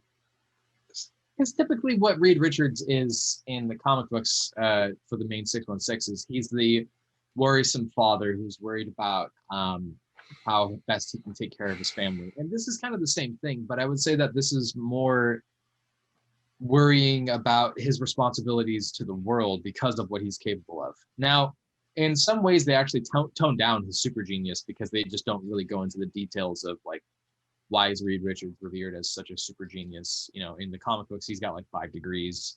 Susan Storm, I think, has just the 1 at that point, but she's still a woman with this a pretty big science degree, and at that time, that was a pretty big deal. The thing I'm confused about is just the choice with Ben Grimm. I wonder what the point is with making them not friends, maybe to have more distance. Because they wanted that conflict in there. He's a hired hand that has been, fucked over by Reed Richards, but still has to maintain, the civility while they're out being a superhero team. Yeah, essentially. And I think Mark Russell made a really good choice of making the stress of being the Thing by Ben Grimm a little bit more enhanced, because in reality, if a human being did deal with that, there would be a lot of resentment, and I don't blame him for it whatsoever. And I think that's dealt with a little bit more with more precision, I think, than what we kind of got over the 100 and some odd issues of Stan Lee's Fantastic Four. I'm really looking forward to it because I know that Mark Russell's going to bring a lot to the story that's going to make you think, that's going to make you sit there and then go aha with a lot of those moments. One thing I did think about this is it had a lot less comedy than a Mark Russell comic normally has. Absolutely. That's a really good call out. I completely agree. I went into this expecting it to be a heavy yet also light read. Sure. Because that's what issue. I think it's going to be a bit more straightforward and serious. Well, I mean, look at what happened when Reed Richards. Should I call him Reed Richards or Mr. Fantastic? Either are. You can call, either. It doesn't matter. We know when Reed sees Galactus and he basically goes insane. I mean, it was very much a Lovecraftian looking into the eyes of insanity. Yeah. God, this is a great art for Galactus, but the art style I feel like changes for those scenes where Galactus is present. He looks very modern compared to everything else, which has a very 60s aesthetic. I feel like he can't. Who is this? Izaakse, yeah. Izaakse kind of goes back and forth between like the 60s art and this modern stuff. Like it starts to kind of bleed into their, not Galactus scenes. Like looking at the art for the first few pages versus, the last couple of pages. That fight with the Mole Man, for instance. The art doesn't look quite like the style of the first few pages. Sure. I think that there was an intent with making the characters seem more malevolent, more omnipresent, and I think that was the idea of like, how do you portray a cosmic entity in a way that comes across that way without just telling the characteristics of his human-like form. And I think that was what the goal was. Plus, it's the 60s, and I think that the 60s kind of trippy style of art was applied to it a little bit more as well. And I think that was a really good like taste, like a flavor choice. I mean, it's better than him being a giant black cloud. Yeah. Have you seen the interview with? I think it's Chris Evans. It was when he was doing an interview for an MCU movie, and someone asked him who the bad guy was in Fantastic Four 2, and he had no clue. And the person the other co-star he was doing the interview was like, "You were in that movie, weren't you?" And he was like, "I think so." Yeah. I'm going to be honest with you guys. Out of all the superhero films that have come out for like the past 20 and some years, Fantastic Four is like the ones I haven't seen. That's fine. I've never been a big fan of Fantastic Four. I remember enjoying the first one when I was a kid. Like it was a watchable silly movie. I watched them in cartoons back in the 90s. If they appear in Spider-Man. I watched the Silver Surfer cartoon. I think the problem is that a lot of people have associated the group as a very super family book. Yeah. And that is what it is, but I think there's a lot more to it. They come from a different time. It's hard to adapt to something present. They just 50s, 60s, nuclear family kind of thing. Yeah. Well, I mean, if you get the chance to actually read I won't. Hickman's Fantastic Four run, that run won't. is fantastic. No pun intended. Yeah. It deals with a lot of really interesting scientific portions. I don't think it actually takes that much to make these characters that interesting, because they already are pretty interesting, but it's also fascinating to see this idealized version of what could humanity do or search or become or find if they really just had that extra oomph to go out into the stars and discover all these different things. One of the wonderful things about the Fantastic Four is the fact that they introduce so many different, other extraterrestrial characters that become a part of their family. And I wouldn't compare them to really anything on DC, just because I think they're kind of their own thing. I would compare Fantastic Four to Star Trek, more than anything else out in media, I think. I always think of Swiss Family Robinson. Yeah, actually, I would agree with that. I would really agree with that a lot, actually. Do you know anything about Dragon Man at all? Yeah, that's the thing, is this is the other thing about the Fantastic Four, is that there's such a well-known comic book, but they're so esoteric when it comes to the stuff that's actually in the book. Kind of like Wonder Woman. If you read the actual comic book itself, if you know. But if you don't actually read it, you're missing out on a whole bunch of stuff that happens within it, like the Mole Man's kids, the Wizard's kids, Yeah, we're going to talk about this again when we talk about Wonder Girl issue 1. Yeah, so there you go. Yeah, this feels like a sort of definitive story you can give to a new reader. Absolutely. And be like, this is a Fantastic Four story that you will understand. Yeah. Well, you guys are talking about the different story changes that they've done.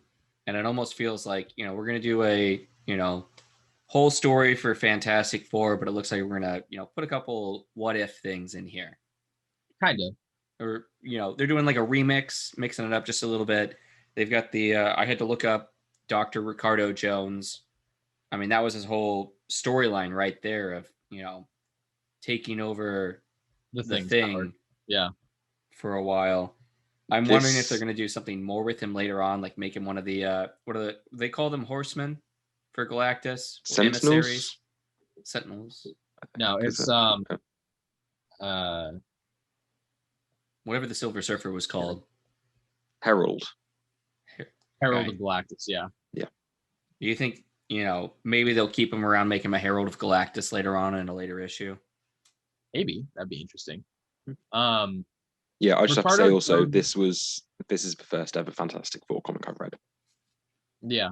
Yeah. I'm really not well versed in any of this stuff. So it's okay. I'm still very familiar with the Fantastic Four story, the overarching stuff, but not so well in the details. Yeah. And even though I knew some of the beats in this of Ben's wife, of them I feel it was well enough written that it still felt compelling. You know what's weird about Ricardo Jones? No. He only existed for a total of 2 issues, and it was a very interesting choice to have him be pivotal to this. But I think that he was very well used as a tool to a mechanism to introduce conflict towards the Galactus introduction. But he's just such a far-reaching character. It was just so strange. I'm wondering if they're going to have the Puppet Master be in the next issue or something. If you guys don't know who that deep is. Cuts. Dude, there are some really deep cuts. That's the thing that you can appreciate about Dan Slott is, even if you're not a fan of him, and even if you're not, that's fine. He goes deep into the lore of some of these characters. He did this whole thing with the Puppet Master with the Thing very recently. It was It was so far out there. You're just like right over your head.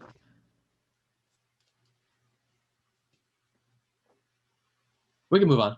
Yeah. Okay. Cool. Well, this will take us on to Wonder Girl #1 by Joelle Jones. Tell me. Oh, you didn't read this, did you? God fucking damn it, Tyler. I didn't get in my book, and I told you, man. It was supposed to be my sub box. It was on the list of things. And by the time I realized that I was missing a whole bunch of stuff, I was already reading the stuff that I'm not subscribed to online. So I'm just like, click. Oh, fuck, right. Go sit in your sub box. Well, first things first, the art is breathtaking.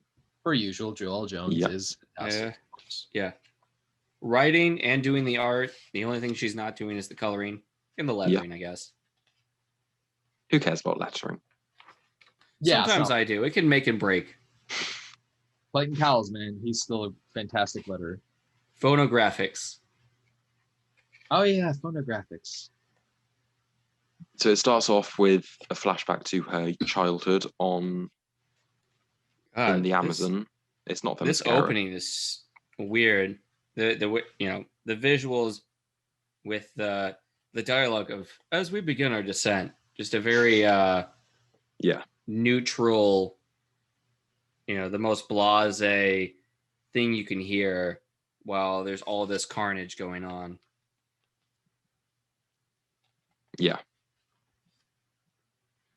But no, it's kind of because she's being like taken from her home in the flashback, and then like the narration is her arriving somewhere else, kind of thing. Yeah. But yeah, it was an interesting issue. It was a little dense in places and then a little sparse in others, I felt. Yeah. So her traveling to Brazil to kind of visit her place of birth, her homeland, triggers something. Yeah. There's like a lot of weight put on her arrival. Yeah. There's all the different sects of Amazons. Yeah, Nubia and Themyscira detect something's wrong. Hera and Zeus in Olympus. Yep. And also Bana Migdal. Is that Migdal. It? Migdal. It's a G. Okay. It's Artemis of Bana Migdal. Okay. So this is this is Queen Faruka. This is the Amazon cult, the Amazon group, isn't it? In South America. Yeah. No, the Bana Migdal is Egyptian. Oh, okay.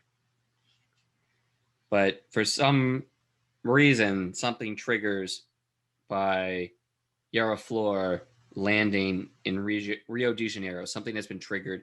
The fact that she is on her homeland allows them to put some plan in motion. So her walking out of the airport right here, just all the different... That's a gorgeous page. All the different groups, different superheroes, all appearing right here seems to say, like, this matters for everything. Basically, Joelle Jones just wanted an excuse to draw these characters. Yeah. But in the top right-hand corner, we've got Nightwing with his new little dog. John Wick right there. The one just above Superman is the little imp thing from the Future State story. I can't remember her name. I don't remember the name, but she travelled to hell with her, or the underworld. Yeah, you gotta appreciate the way that these borders and everything are drawn. I'm looking at them right now. Yeah, it's gorgeous. Lettering from Mount Olympus, built around the frames. God, that's okay, yeah. So good. Very, I don't know. I don't want to call it Paisley, but it kind of reminds me of that. I know what you mean. I will have at least for Mount Olympus.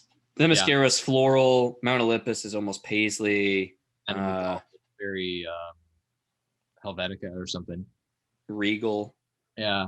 One complaint I do have just looking at this issue, not having finished reading it.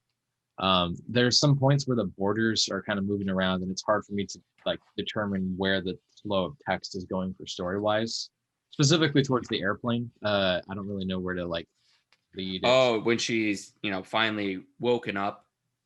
Yeah. Yeah. I didn't have a problem with it. Well, it kind of goes zigzags down versus like, am I supposed to go down one and then down this? I can see why somebody would get confused with it. Yeah. We get a little, I swear this is like, they should have drawn characters from The Office in that bus, because that looks straight out of a scene from The Office. Where Creed gets on the bus and he's like, oh, playing a little hooky from work today. Oh. And it's just all of them there. Yeah, but they're doing that whole like Shibuya roll call. And it looks, I'm pretty sure this is the bus that they rented for that episode. Yeah, there aren't really any recognizable faces in there, are there? No.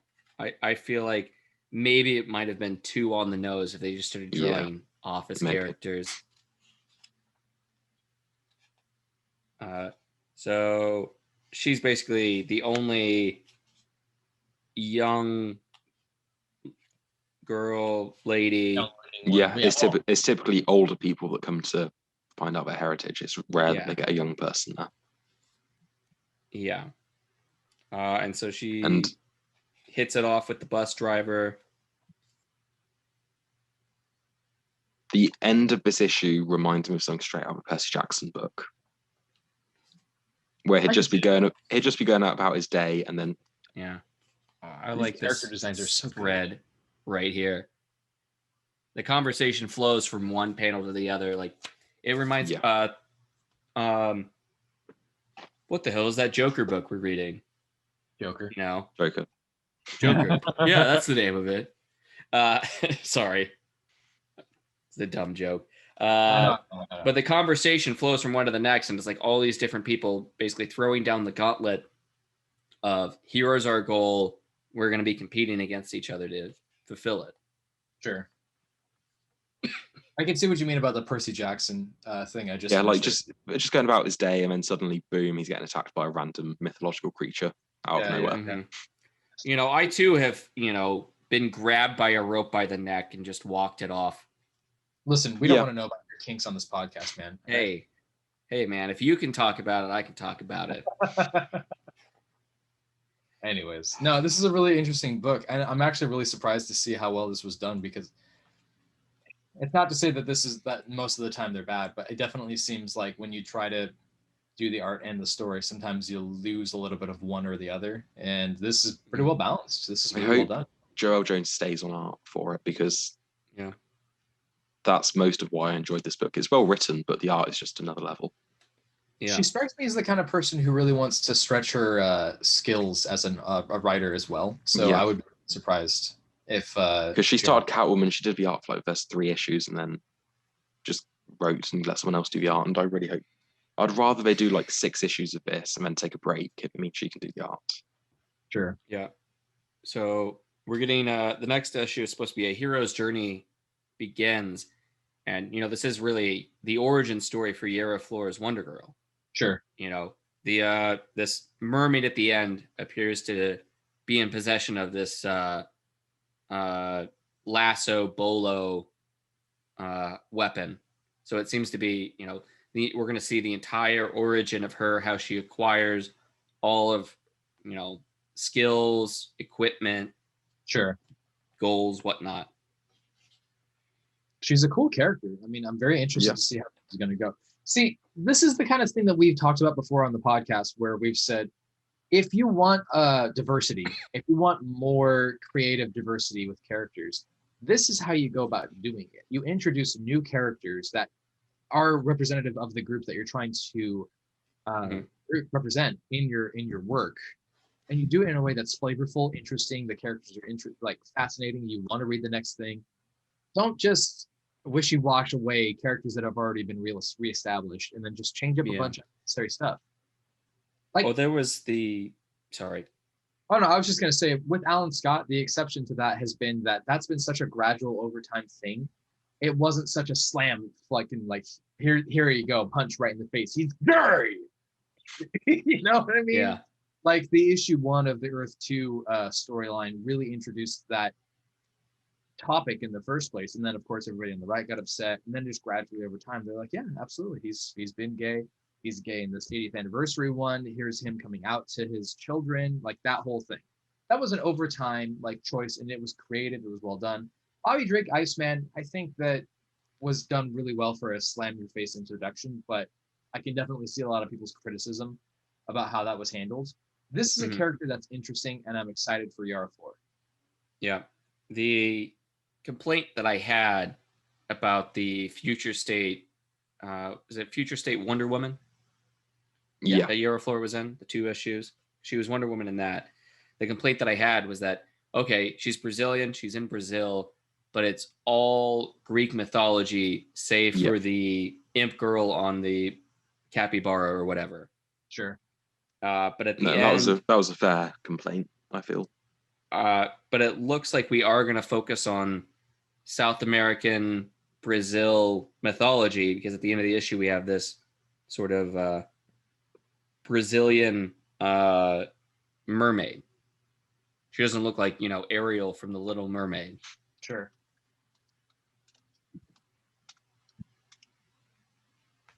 So hopefully that's the route they're going to go.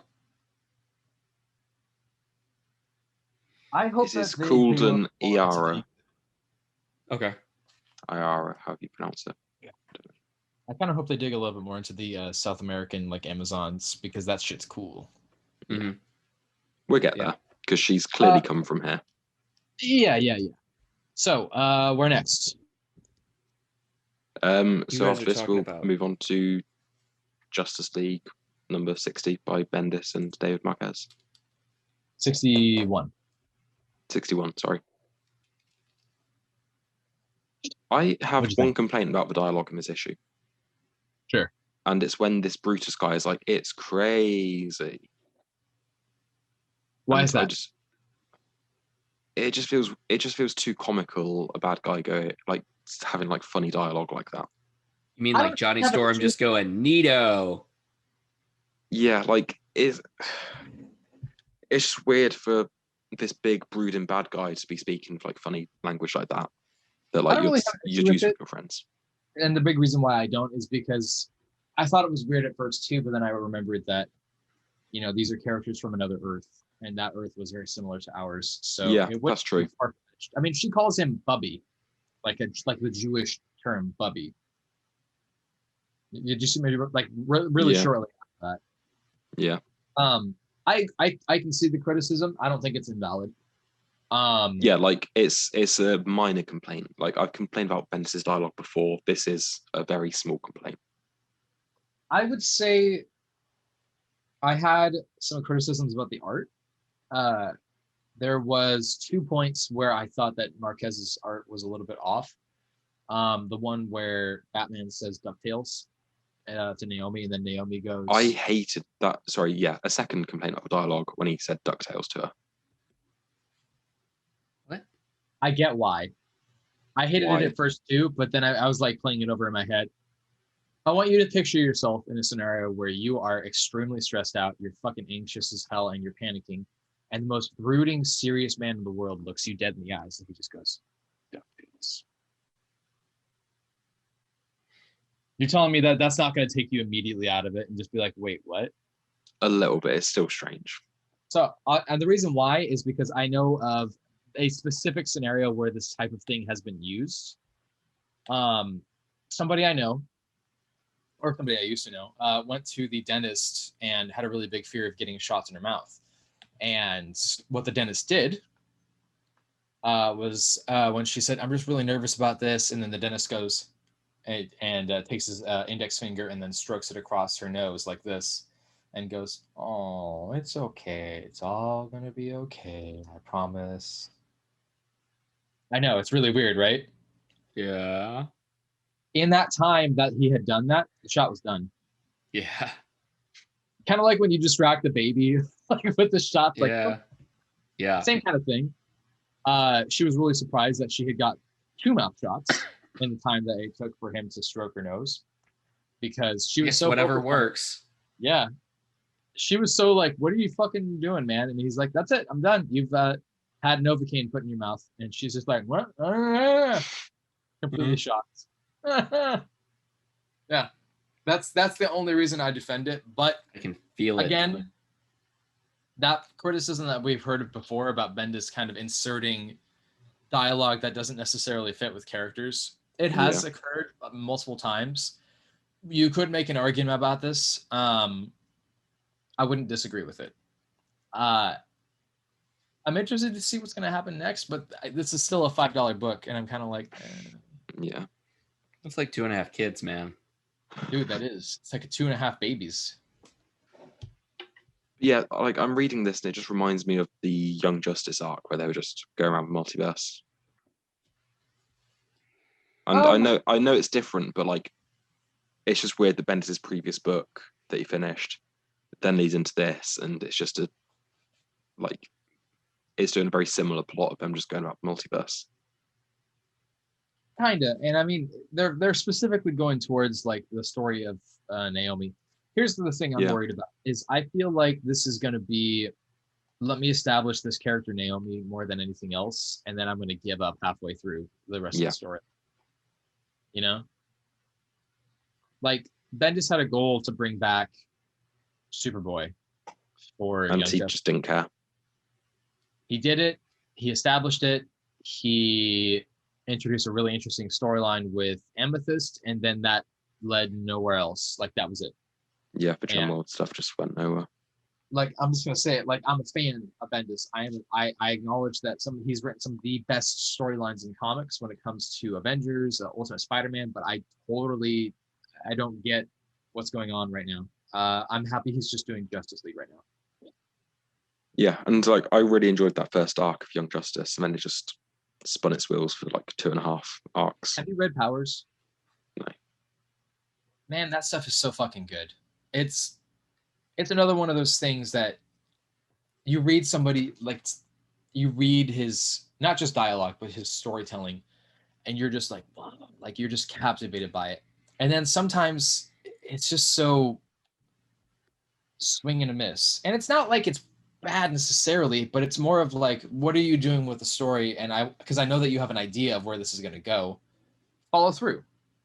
Is it that you have too long of an idea of how long of the story? Did they not give you enough time? You know, Young Justice had 20 issues with David Walker, and I feel like there was some things that they just didn't wrap a bow around, and I don't know how I feel about that. I don't know. I still love David Marquez doing this artwork, and this colorist, I'm not familiar with. Bond Villain. It's a cool name. They've been about a while. I think they do.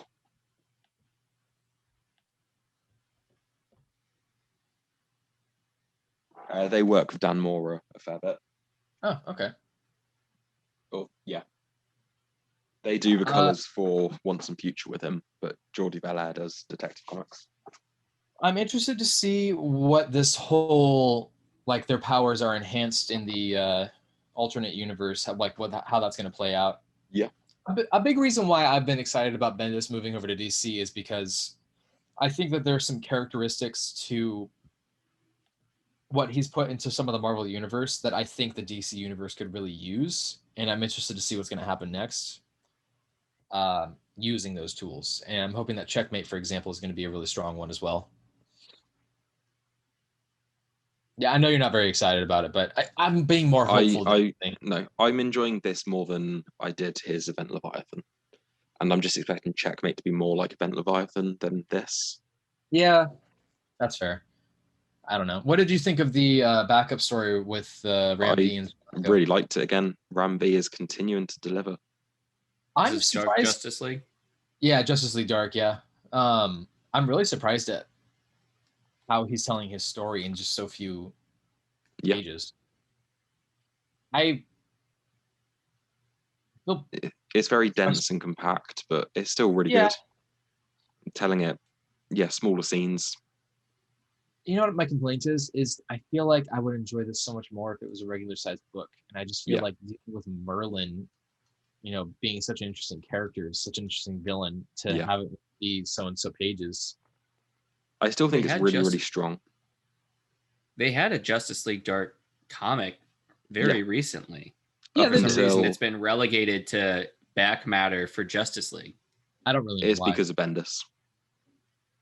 He's commented on this. Marvel. He's commented on this, and he said it's What did he say? He said he wanted to bring Justice League Dark in and eventually tie it into his Justice League story. Well, yeah, but you could just do that with. Yeah. Weird I mean, choice. it's 5-6 pages in each issue? I think it's 8. Okay. 1, 2, 3, 4, 5, 6, 7, 8, 9, 10. Okay, pages. so it's half of an issue in that. You could do like an every other month issue, or just save it up and just have it lead up to whenever it's going to tie in. It's a separate thing. Yeah. And this Merlin story is going to get its own self-contained trade as well. All right. Separate to the Justice League stuff. Yeah. They said the Justice League Dark stuff's going to be collected separately. I'd rather do that. All right. Okay. I hope Ram V gets put on the main Justice League book at some point. I think that would be interesting to see. Yeah. Yeah. Should we, unless there's anything else you wanted to talk about with No. Yeah, let's talk about Nightwing. Nightwing 80 by Tom Taylor and Bruno Redondo. How fucking great. Holy good. This is such a good issue. This is so, like, it's beautifully drawn. Tom Taylor is still writing these characters in a way that makes complete sense. Heartless, man. That character was that was fucking cool, man. This whole issue is perfect. I'm really happy to see Tom Taylor give so much passion to telling a story with characters that he very clearly cares about, because he's a great writer. And again, I'll say, I don't care how many times, everybody has put him in the box as the bloody, gory dude. So for him to be able to step outside of that and do the story, fantastic. Yeah. My favorite scene was the one where they're being interrogated by the police. Yep. And so it's Dick and Barbara being interviewed by the police. And it's like, so what is the nature of your relationship? And Barbara's like, it's not really relevant. And they're like, oh, well, we decide what's relevant. And she's like, oh, no, actually, I've got a law degree, so I know what's relevant. And then Dick's like, oh, yeah, so do I. It's just completely inverse. And just cuts to the next page about like, bye, guys. Let us know we can help again. I liked that they mentioned that he was the detective for Bloodhaven. Yeah. Because nobody brings that up. Tom Taylor's really bringing back some pre-New 52 continuity here. Batman, the Detective Comics family area has really been getting a lot of good attention lately. Yeah. Like the attention it needs. The Bat family's in a really good place right now, and it's hopefully going to continue getting stronger. For the longest time, I was like, oh yeah, Bendis is going to do Batman. And I'm like, no, you know what? Where you're at is right now. Doesn't need to be touched. Leave it alone. It's totally good. Also, another scene I liked in this. Tim Drake, thought of by many as the best Robin. I get it. I don't disagree. Yeah, Tim Drake is the best Robin. I mean, it's kind of hard to disagree with that. I mean, don't get me wrong. I mean, Damian's a fantastic character, but I love Damian. Hey, Robin? Come on. Yeah. The team up in this, the working with Barbara, the kind of subtle like in between like back plot of like, okay, are we going to address the whole Barbara Dick like relationship thing? Because some people are like, yeah, we want Babs Dick. Other people are like, we want Starfire Dick, you know. Yeah. But this issue, like, it's so funny to read. It's like Tim's talking to Dick on the comms. It's like, so Babs stayed last night then. And Dick's like, I slept on the couch. And then Barbara's like, you know I'm on this channel, right? And he's like, they drew that I do really now. Cute. Yeah. Yeah, like the little like weird like anime emoji thing. I like that. I like that a lot. I think that it's already in the pop culture sphere right now, so I don't think there should be any issue with utilizing that tool, that element. Yeah, this is a great issue. I'm really digging this story. Yeah. I don't want to continuously sing these praises, but it's really hard. It's too good. It's too good. One thing I really want to call out that I thought was really cool is, and I don't really like it usually, but there was a shot down sequence in the apartment when they were hunting for the person who was ripping out people's hearts. And people don't really do that often. And if they do, they don't always do it really well. This was done really well. I love it. And I like just to the left of that page where you got like the little scene of them getting at the elevator and going up. Yeah. Well. Have they named the dog yet? No, but they did that poll on Twitter and Haley won.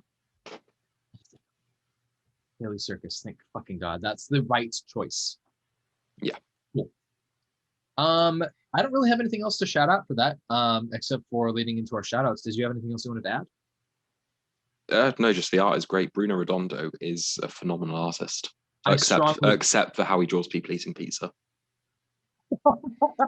Just eats it like a sandwich. And in the cheese. I'm really not. I have to go back and look at that shit again because that was great. Also, it's probably a pizza-shaped panini. I just want to say, I'm really happy as well that they are continuously going back to the original printing numbers of these things. Like they're just being like, no, we're not going to do a new number one. We're going to go straight through. Like, let's just. Sometimes it makes sense to have a new number one. Sometimes it doesn't. Yeah, and this is not that time right now. Like they could have very easily been like, here's Tom Taylor's Nightwing number one. Here's Bendis's Justice League number one. Yeah. And they're like, no, we're just going to continue going through. And like when a book goes in a new creative direction, fair enough. Like when Green Lantern split into Green Lanterns and Hal Jordan and Green Lantern Corps, it made sense. Sure. Okay. I mean, it still could have been Green Lantern Corps and then it just been Hal Jordan on the Green Lantern Corps. You could have had Green Lantern and then just be Green Lanterns and then start again. But c'est la vie. Mm-hmm. Yeah. Oh, well. All right. Okay. What shout-outs have people got this week? So I read issue 66 of The Amazing Spider-Man, Nick Spencer and Mark Bagley.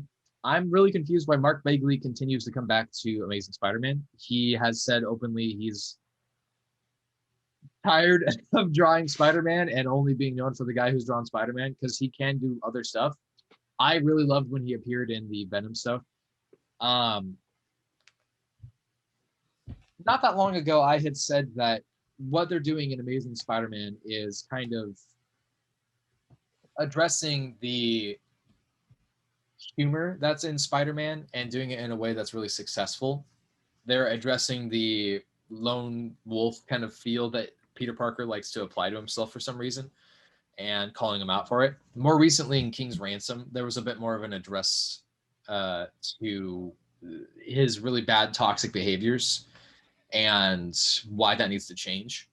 In a lot of ways, it's pulling out the good parts of Spider-Man and saying, here's what makes Spider-Man amazing and why we should love it, while also addressing the bad parts and saying, just because you have these responsibilities doesn't mean that you need to have this sort of toxic mindset of being alone in order to deal with your own pain. Trauma is not something that you need to go through by yourself. And I feel like there's an overarching message they're trying to deal with the Osborns, but I don't know yet. The reason why I thought this was interesting was because this ends on a note that I'm going to spoil for everybody because I think that this is kind of an important element. Oh, no, everybody I was going to read that at some point. No, you weren't. Shut the fuck up. I know you're not. Well, not now. You're spoiling it for me. Norman Osborn has been ousted as Kindred for some time now, and it's been known. Harry. What hasn't been known is they're separate. They don't know, and it's not explained why. Harry is chilling in a prison cell, being kept with some of Peter Parker's other friends, and it is not understood why. There's also conversation about what's going on with Mephisto. MJ, for some reason, knows what's going on, and Mephisto fully acknowledges that everything that's going on is like because of him. They are addressing what's going on with Brand New Day. It is possible that they are going to revert everything back. It is possible that they are going to have MJ's kid come back. Good. Who knows? There's a lot of things that are happening right now.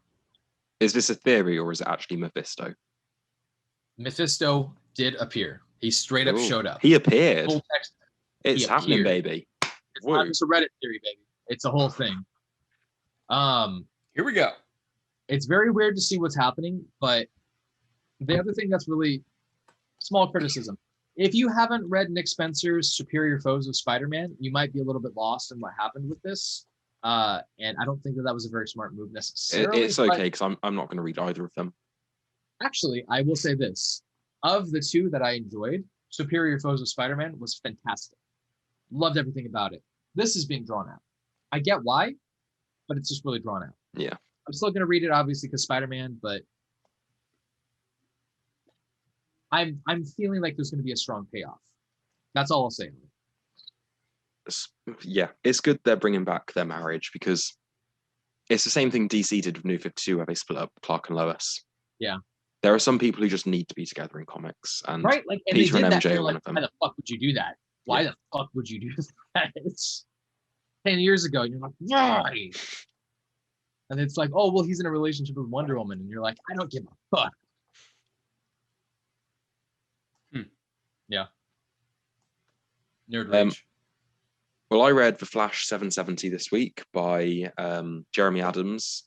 Who else did it? Jeremy Adams, where's the creative team page? Jack Herbert and Brandon Peterson. Mm-hmm.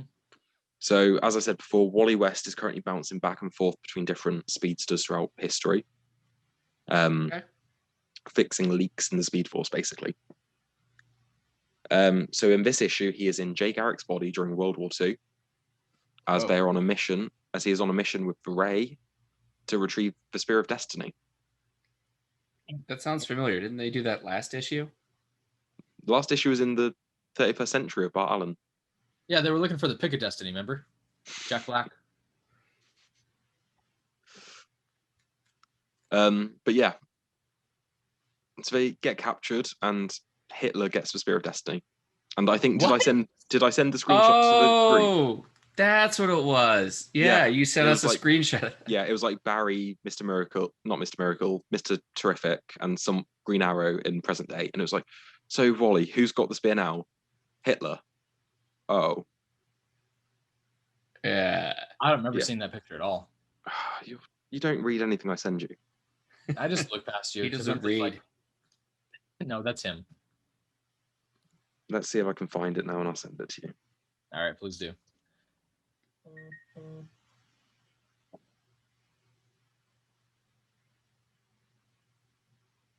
But yeah, it's really fun. Again, it's not groundbreaking in any way, but it is a lot of fun to read. Yeah. Any more shout-outs? Nope. Plenty. You guys didn't read Immortal Hulk, Time of Monsters? No. Are you okay, Tyler? The chat got all fucky. Go ahead. All right. So Time of Monsters, Alex Packnadell and Al Ewing for story. I don't know how much Al Ewing was involved with this, because it has Alex Packnadell first, and then it says Alex Packnadell did script as well. So it might have just been passed off from Al Ewing. Juan Ferreira. I had it in my head. I just couldn't get it out. Doing the art and cover is the main story. I really liked it. It seems to be set, kind of at the start of civilization, Sumeria. Yeah, 9500 BC in Jordan. Seems to kind of follow or be tied to the Epic of Gilgamesh, because there's a quote at the start. You mentioned that. So a meteorite has landed somewhere in Jordan, 10,000 BC, emitting radiation, basically just killing off the crops, the animals, just a blight on the land. And they think they need to sacrifice one of their tribesmen to this green goddess whose eyes she plucked out and gave to us. And he's sacrificed to this thing, and it's almost like that doorway at the start has opened up near the meteorite. I'm not really sure what's going on. I'm not reading the Immortal Hulk, but it's not like anybody comes through the doorway. But he is transformed into this almost Hulk-like beast. But instead of the Hulk, he's like a mix between the Hulk and the Wendigo. It's a very strange creature. Yeah. Well, he's captured, dismembered, cooked and eaten and whatnot. All the while, the original guy that was sacrificed is like talking in like a mindscape with this kind of green cloud of some sort. I have no idea what's going on with this. But he's been able to you go ahead. Well, I was just gonna say that they addressed the Wendigo pretty early on in the series, so and then Sasquatch as well. There was unfortunately, this is one of those things where, like, if you're just reading the trades, which is what I'm doing right now, you kind of miss out on some stuff here and there with the one shots. But I really wanted to pick this up because I wanted to, see what the next storyline was going to be. But the other issue is, have you read anything of Immortal Hulk? No. Yeah, that's the other issue. Is there's so much that's dived into the lore of Hulk and the Green Door and his dad and the Master. Like, there's just so much that they've dug into that it's kind of hard to pick up what's going on if you haven't been reading it. I thought it would stand. It pretty much stands on its own, but we've got the one who stands below, and I have no idea what this is. It's the entity kind of driving him. Show me. To be the, huh? Show me. Did you not see it before? No, I had the other thing. Oh, yeah. Okay, so that is actually something that was addressed pretty early on in the planned 50-issue run of Immortal Hulk. Al Ewing wrote this creation that basically lives in hell, where the Green Door lays. The Green Door lies. His dad, the Immortal Hulk's Bruce Banner's dad, is basically serving the entity that is this power. Imagine if the devil came in the form of gamma radiation. Mm-hmm. Yeah, so that's basically so he's like a cloud of gamma radiation or something. Yeah, and they probably addressed that, right? No, they not don't. Really. Oh no, he's just I am the one below all. I am hate. I would say read that one. The second story is almost an addendum.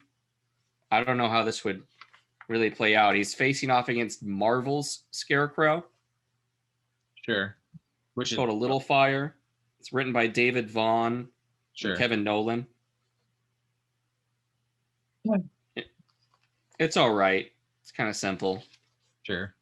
And that's about it. That one. I really recommend sitting down and reading the Immortal Hulk when you guys get the chance. Yeah. It's almost done, so. I like it. I like, Al Ewing does his thing with Hulk all the time. So I'm down for that. I've been reading Maestro and then Maestro War and Pax. That's pretty good. Sure.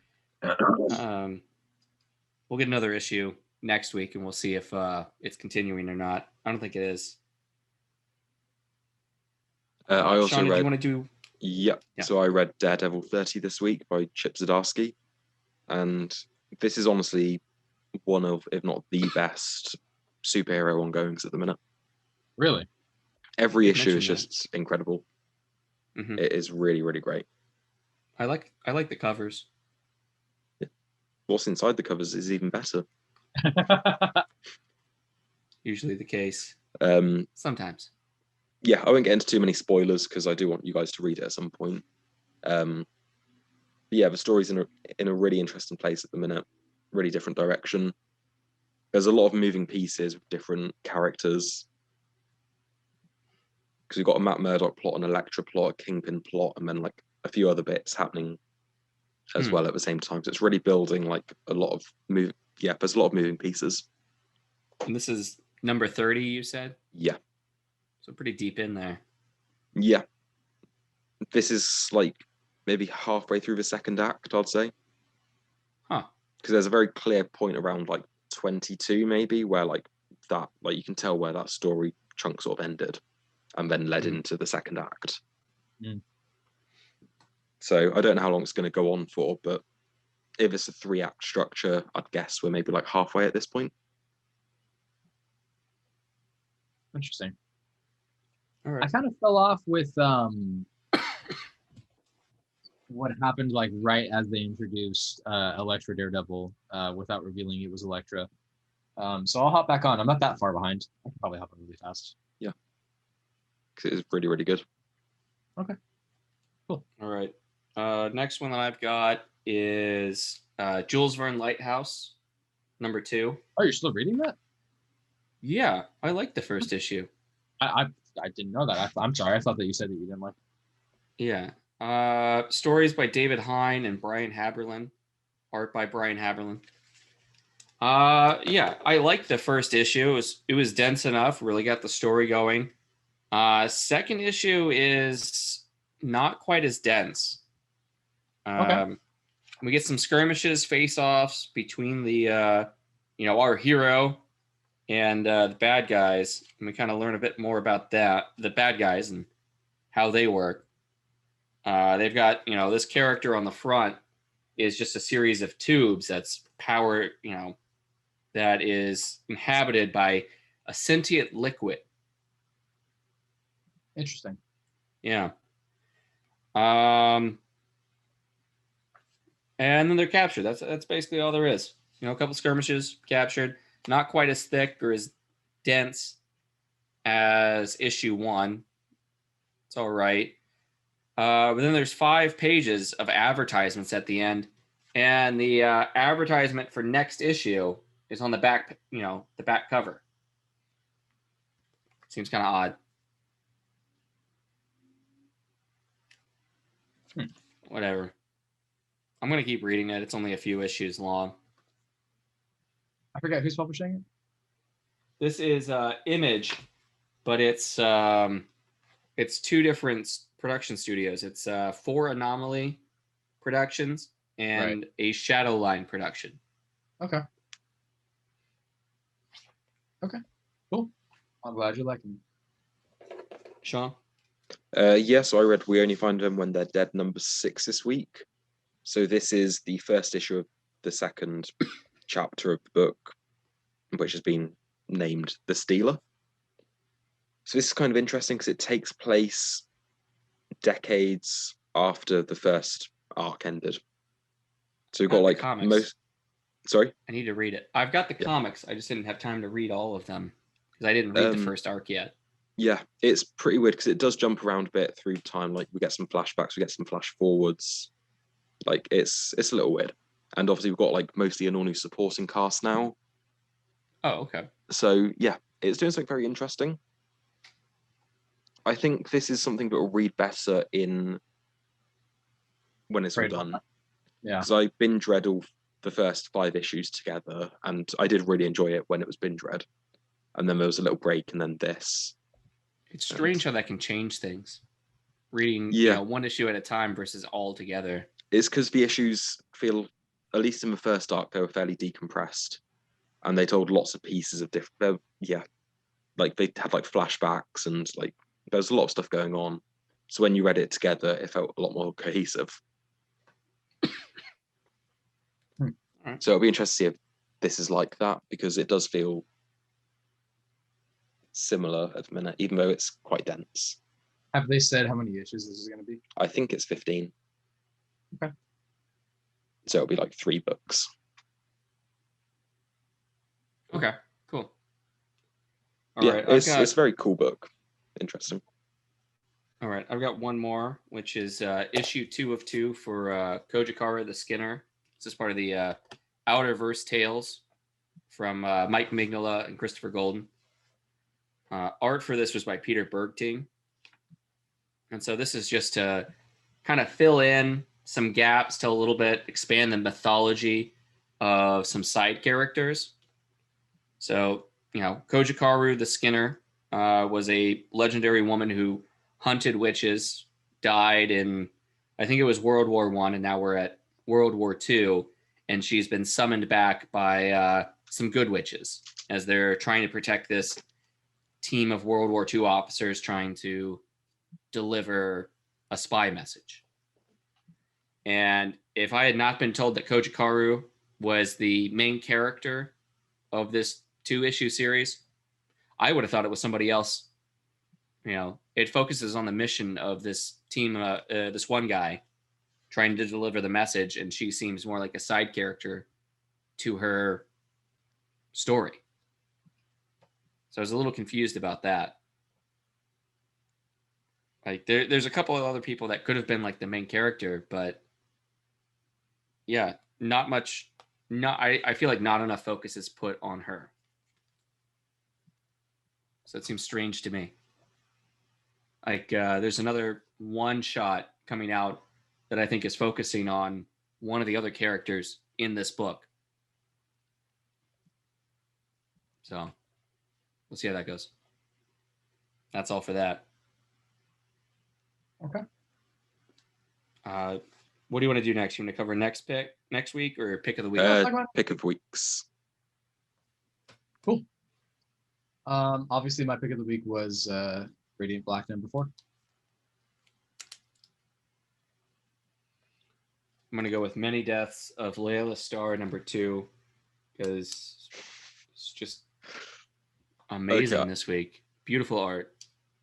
Story is great. He does a lot with a little. Like it's not just heavy with the dialogue, but there's just so much done with it. I had 3 that are in the running, and it was very, very close. But because you both said 2 of them, I'm going to have to go with the third one, which was Nightwing. Okay. Yeah. It was very close between Radiant Black, Nightwing, and Laila Starr. They were all 10 out of 10 comics. Cool. Yeah. Excellent. I can respect that. Okay. If you made me go first, I'm not sure which one I would have picked, but because you both took one of the others, I figured I'd be different and go for one you didn't pick. Fair enough. Well, anything else we want to do, guys?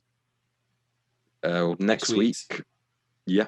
Next week we've got Action Comics 1031, Detective Comics 1036, Robin #2, the Stargirl Spring Break Special, All Hail Jeff Johns. All Hail Jeff Johns. Strange Adventures #10, and The Other History of the DCU #4, Alien #3, Department of Truth #9, Haha #5, The Old God Tales Through Time #2. I don't know who this one was by. Do we remember? I have it pulled up. Is this for Kelly Sue one? Okay. Fernandez. We've got Made in Korea 1, Shadecraft 3, and Nuclear Family #4. That was the cover art. So it's Kelly Sue DeConnick and Eric Trotman doing the writing. Valentin Delandro and Mike Henderson for art. Cool. Mike Henderson. The name sounds familiar. I think we've read some of his stuff before. I don't remember where though. Yep. I've got Lady Baltimore, Witch Queens 3 of 5, Made in Korea #1 of 6, Maestro War and Pax, that's #5 of 5, and Manifest Destiny #43 is back. Oh my god! Last issue was February of 2020, so it's been over a year. Yeah, this is the reason why I hopped off that, man. I can't. That's too long. I think they've advertised through at least the next 4 issues, so at least they get a large enough chunk that they're going to do now. They're finalizing it. Probably. I think they've dropped below 5,000 copies per issue. So I think they're like, hey guys, time to wrap it up. Yeah. I just don't understand because it was such a strong beginning and then they just fell off. And it's just like, I don't know. I don't think they took some breaks, but those were all planned between arcs. Yeah. Very long. This is the longest break. There's been I know you've mentioned long breaks, but I don't think they were that serious before. This is definitely the longest one, but that first break that they took was like a year, maybe less. But they started in 2013, I think. Exactly. And to have 43 issues after 8 years. Yeah. You're basically doing like 5 or 6 issues a year at that point. That's just not enough to sustain you, man. Which is unfortunate because I think there's an interesting element to the storyline, but yeah. Yeah. I think Matthew Roberts just got too busy with his screenwriting. Yeah, that would make sense. Oh well. You gotta get that money so you can do your passion stuff. Yeah, no, I feel you. I mean, that's what the guy who played Willard does.